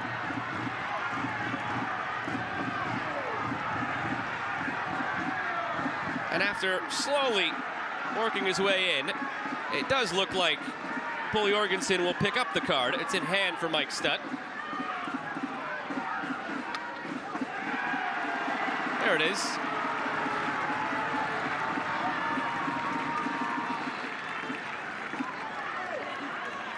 And protecting the legend that continues to grow, Rensford Gian, in his young but prosperous collegiate career. What a good touch. Second, third, that is just, oh, nasty. Coming across the body. Pure frustration on what has been a second half, at least up until this point, to forget for the Duke Blue Devils and Jorgensen.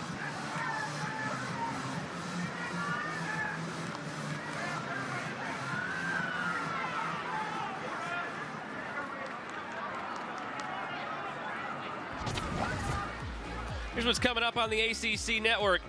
Virginia Tech, North Carolina this Sunday. Devin, you'll be there for that one. And then on Halloween, we round out our regular season slate with Duke and UNC. That Virginia Tech, North Carolina game, sneaky good on what it's going to do for both of those programs. UNC just listed in the committee's top 16. The midweek loss is going to bump them out. Got to finish strong and then get a win or two in the ACC tournament to get back into the mix in that top 16. Virginia Tech, they're in jeopardy. They've got to get at least 2 wins in their final 4. I would throw in a draw to make sure that they are sound going into ACC tournament play and secure for the NCAA tournament. Unfortunately for Eric DeMore, the goals against average is going to look a little bit different after tonight.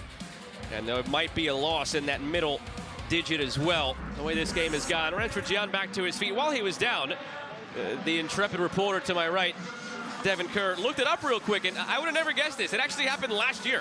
October 25th against Syracuse, a 6-1 win. Rensford Gian wasn't on the score sheet.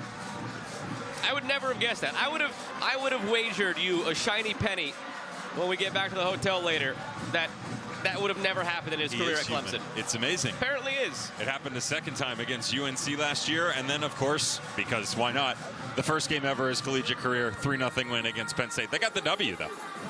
How did it taste saying Penn State lost there for you? Yeah, I'll see myself out. Rough year for Jeff Cook and the boys.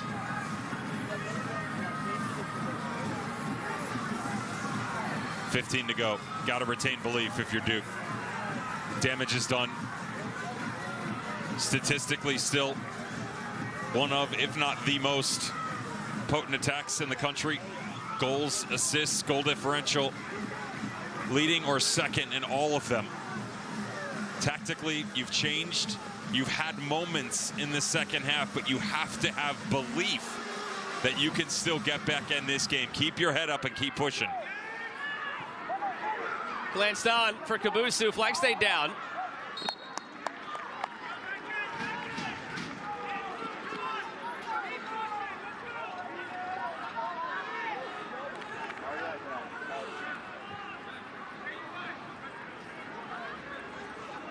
With 3-goal lead, 15 minutes to go. Clemson readying a trio of their own changes.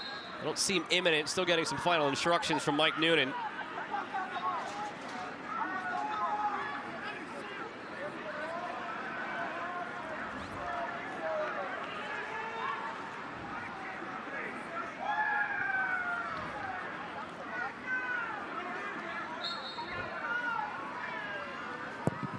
You wonder how much that'll sit on the mind of the Duke Blue Devils. The response from what seems like it's going to be their first loss of the season. Again, knowing how things went last year. An 11-match unbeaten run, lose their ACC tournament game, lose their NCAA tournament game. After an 11-match unbeaten run, over in 2 games, back-to-back losses. Rensford Gian. Wahabu Musa. Still Musa.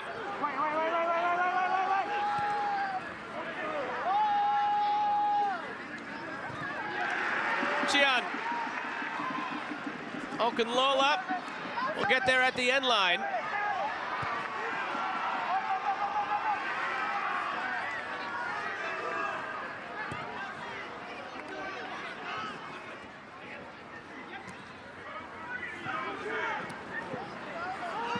Jorgensen. Touch. Pardon me, over Bjornsson.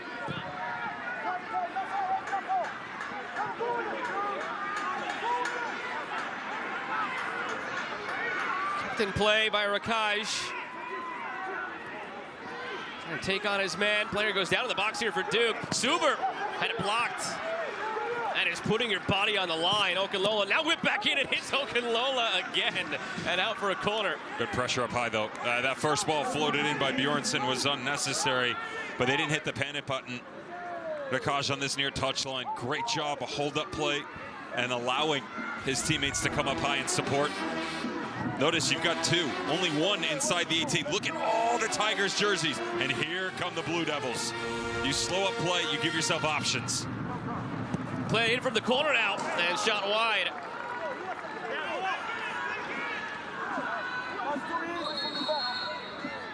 Here come the trio of swaps now for Clemson.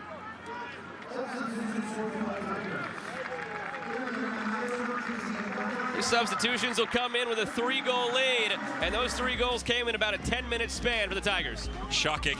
Ransford-Jean a part of really all of them.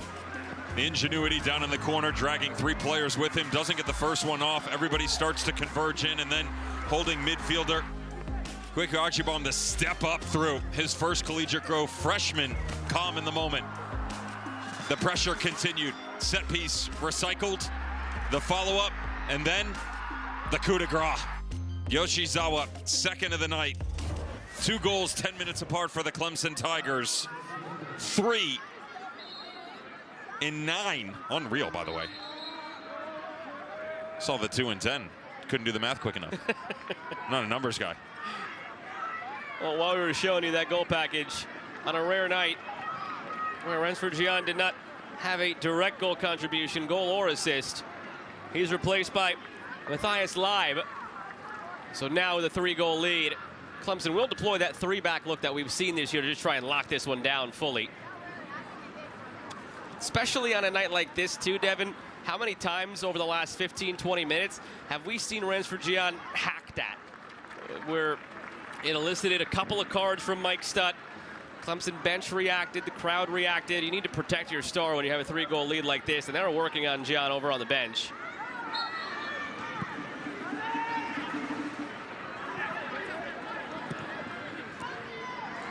Yoshizawa.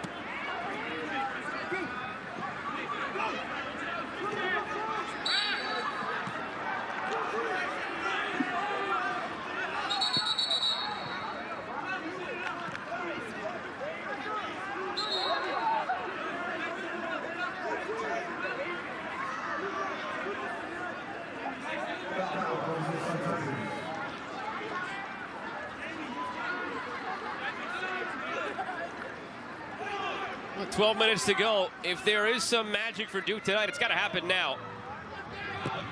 Kerr. Burns. Back out to Kerr. Kerr balloons this one, and Dama wisely plays possum, lets it go. Is there anything you could nitpick from this night for Clemson? I think you and I, as we chatted off the air at halftime, felt it was a good performance. I'll tell you right now, decision making in the moment for some of the younger players. We saw we talk about nitpicky against a team that has more momentum in a game on the attacking side of the ball. You get down 25, 30 yards and in. Defensively, you've locked spots down. You do not need to create contact and give away some of the silly fouls. Better teams will make you pay in the moment. And that's not taking anything away from the Duke Blue Devils. They've just been off tonight. Outside of it, this has been an incredible performance for the Clemson Tigers. Everywhere else, good decision-making defensively. The entire back line, good goalkeeping from Ndema. We asked for that. Attacking-wise, they've created a plenty. If you're Mike Noonan, you're going to leave the field, assuming it stays on this score line. Maybe they add one more, who knows. But keeping the 0, you put 3 up. Sat in his office with him earlier and said wouldn't mind walking away with balance on both sides of the ball, scoring 4 and keeping I was just about to reference that conversation. The direct question I asked him, for a team this year that has had trouble leaking goals but has scored plenty of them, so Coach, would you rather win a game 4-3 but have the frustration of having conceded 3 goals, or win a game 1-0? It's still a 1-goal win at the end of the day, but 2 very different 1-goal wins. And his response to your point was, why not win a game 4-0 and do both things? 4-0. Yeah, they're 1 goal away from nailing that on the nose. Why don't you walk down to the sideline and tell them they're off pace? See how that goes for you. Well, you did that earlier this year. You were with him at Wake Forest, and you guys had a similar chat going into the game, and the comment was, well, watch this end up 4-3, and sure enough, it ended up 4-3. Coach Noonan's going to keep inviting us back. Yoshizawa sitting on his hat trick still. Yoshizawa cutting in, curling. Oh, this crowd would have erupted.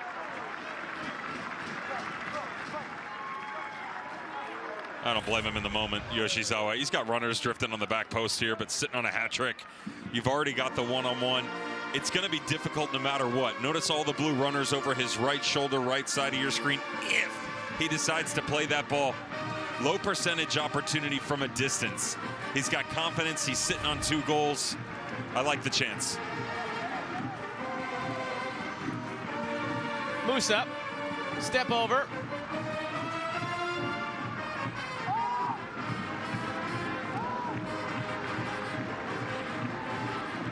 Magnuson brought down. To add to what has been a very stout defensive performance for the Clemson Tigers. 81 minutes into this game. Balance, Duquesne, Okunlola on the outside, never really jumping too high, but not sitting deep, allowing the game to play out. They've had good marks. The center backs, great communication, the goalkeeping. They have really made Duke adjust to them as opposed to chasing the game defensively, which is what they've really struggled with all year long. That's all for Wahabu Musa. Good to see him go as long as he's gone tonight. He hasn't been 100%. And he's greeted very warmly by Mike Noonan as he comes over. Leo D'Ambrosio in, Alex Housechild in on the Duke side.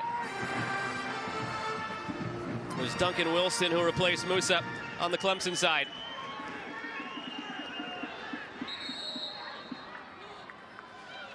Well, last time these teams met 2 years ago here, Clemson scored 3 goals in the game. Difference was Duke also had 3 goals on that wild night. The trip down memory lane. Tyler Trimnell that night, a pair of goals. It was 2-2 after 90. It was 3-3 after overtime. We needed penalties, and then in the shootout, Clemson would advance. They'd go on to win the ACC title. They'd go on and do the double and win the national title. You see the celebrations there at the end with Joseph Andema. He is maybe the key piece from that team to this team as far as the leadership and his voice and his presence at the back.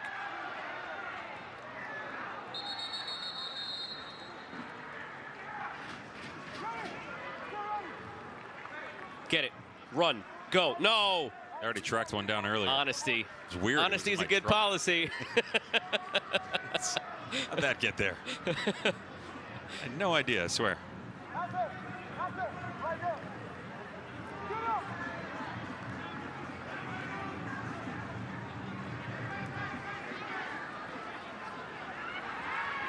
That's the kind of night it's been for Duke.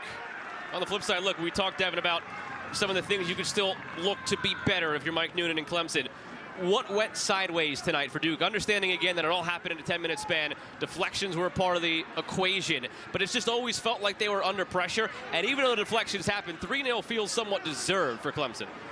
The pressure that they had to sustain, defensively because of the lack of aggression from their outside midfielders. People are going to say, well, it's only 2 positions, but those 2 positions unlock everything for this team. Now, yes, no Kenan Howard in the midfield, big loss, but this is still systematic success. You're aggressive with your outside mids, you pinch yourself in. As you do that, now you got a 6-man midfield. Then the outside backs come high. Then you get more support for Bjornsson. That never happened from the first whistle. 10 minutes at the end of the first half and beginning of the second half where they really started to catch rhythm. But then you're creating balance on both sides of the ball. Clemson continue to throw haymakers. When this team is on attacking-wise, it is one of the most difficult tasks in the country to slow them down.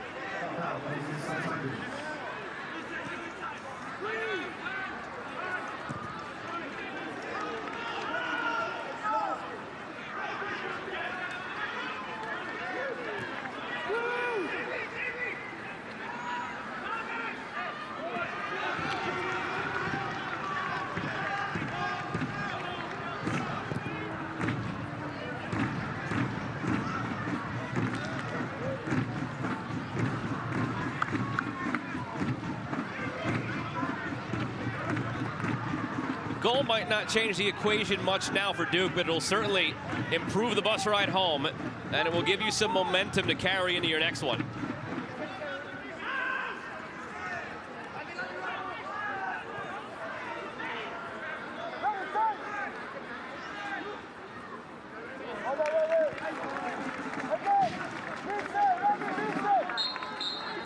A couple more changes coming in now on the Duke side.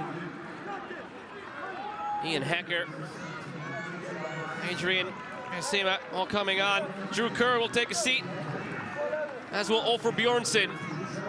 It's about as much of a white flag as it gets on the Duke side, bringing those two guys off with the writing on the wall.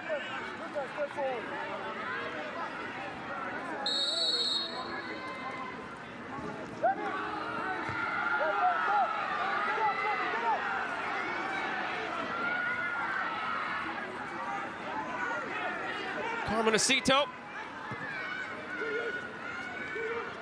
Suber. Along to Kabusu. It's had a nice night tonight quietly. Even though the way the second half has gone might not paint the back line in glory, Kabusu's had a strong night. Looking for Yoshizawa, who's still looking for that hat trick. You can see he seems out of gas out there. He's giving it his all tonight. Got those 2 goals.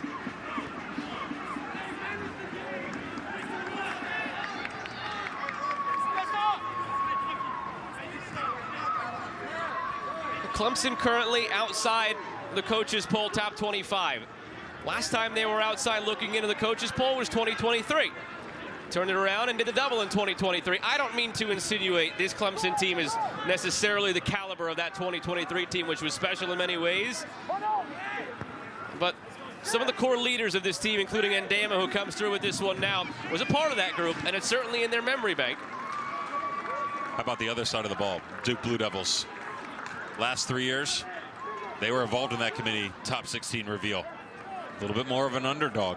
Not only coming into this game, but after this loss, they're going to fall in the coaches poll. They're going to fall in the RPI.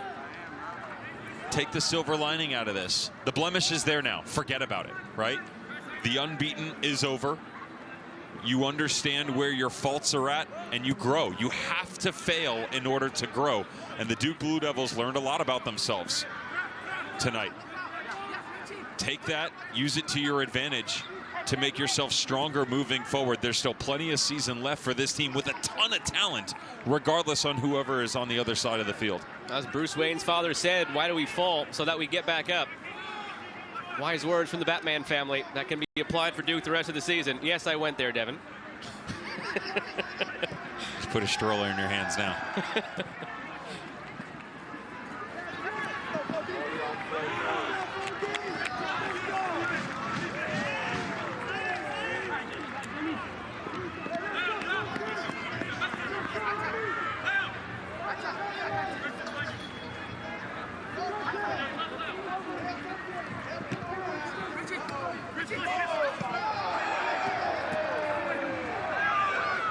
Yoshizawa calling for it. At this point, try to get him his hat trick. That's all there is left really in this one for Clemson. Al-Shabang to the corner. That's something that Mike Noonan will be happy to see. It's 3-0. A freshman could have gotten wide-eyed and tried to send that one over. Instead, he wisely takes it to the corner.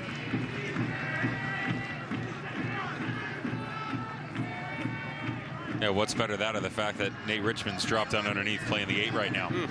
This guy's still working. That's what it takes. not just to chase down an ACC title, put a star above the crust, but most importantly, the foundation that's set forth by Mike Noonan, the Clemson Tigers. One of the top programs in college soccer on the rise once again.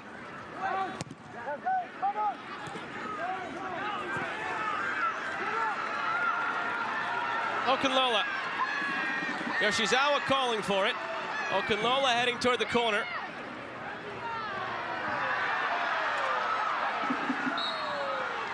Free kick goes against Clemson. Oh, one other thing that Mike Noonan did say today in our conversation, despite 3 losses, the only loss that he felt was a poor performance was actually that game against NC State last game. So this is good. We talk about how Duke might respond from this first loss of the season. This shows character on the Clemson side, responding from that NC State loss last week.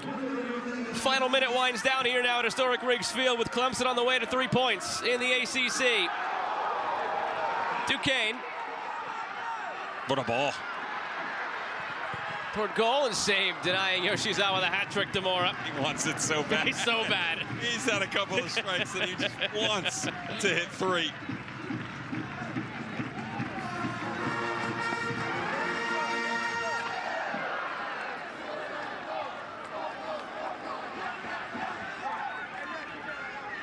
No need really to hurry this corner in with 22 seconds remaining.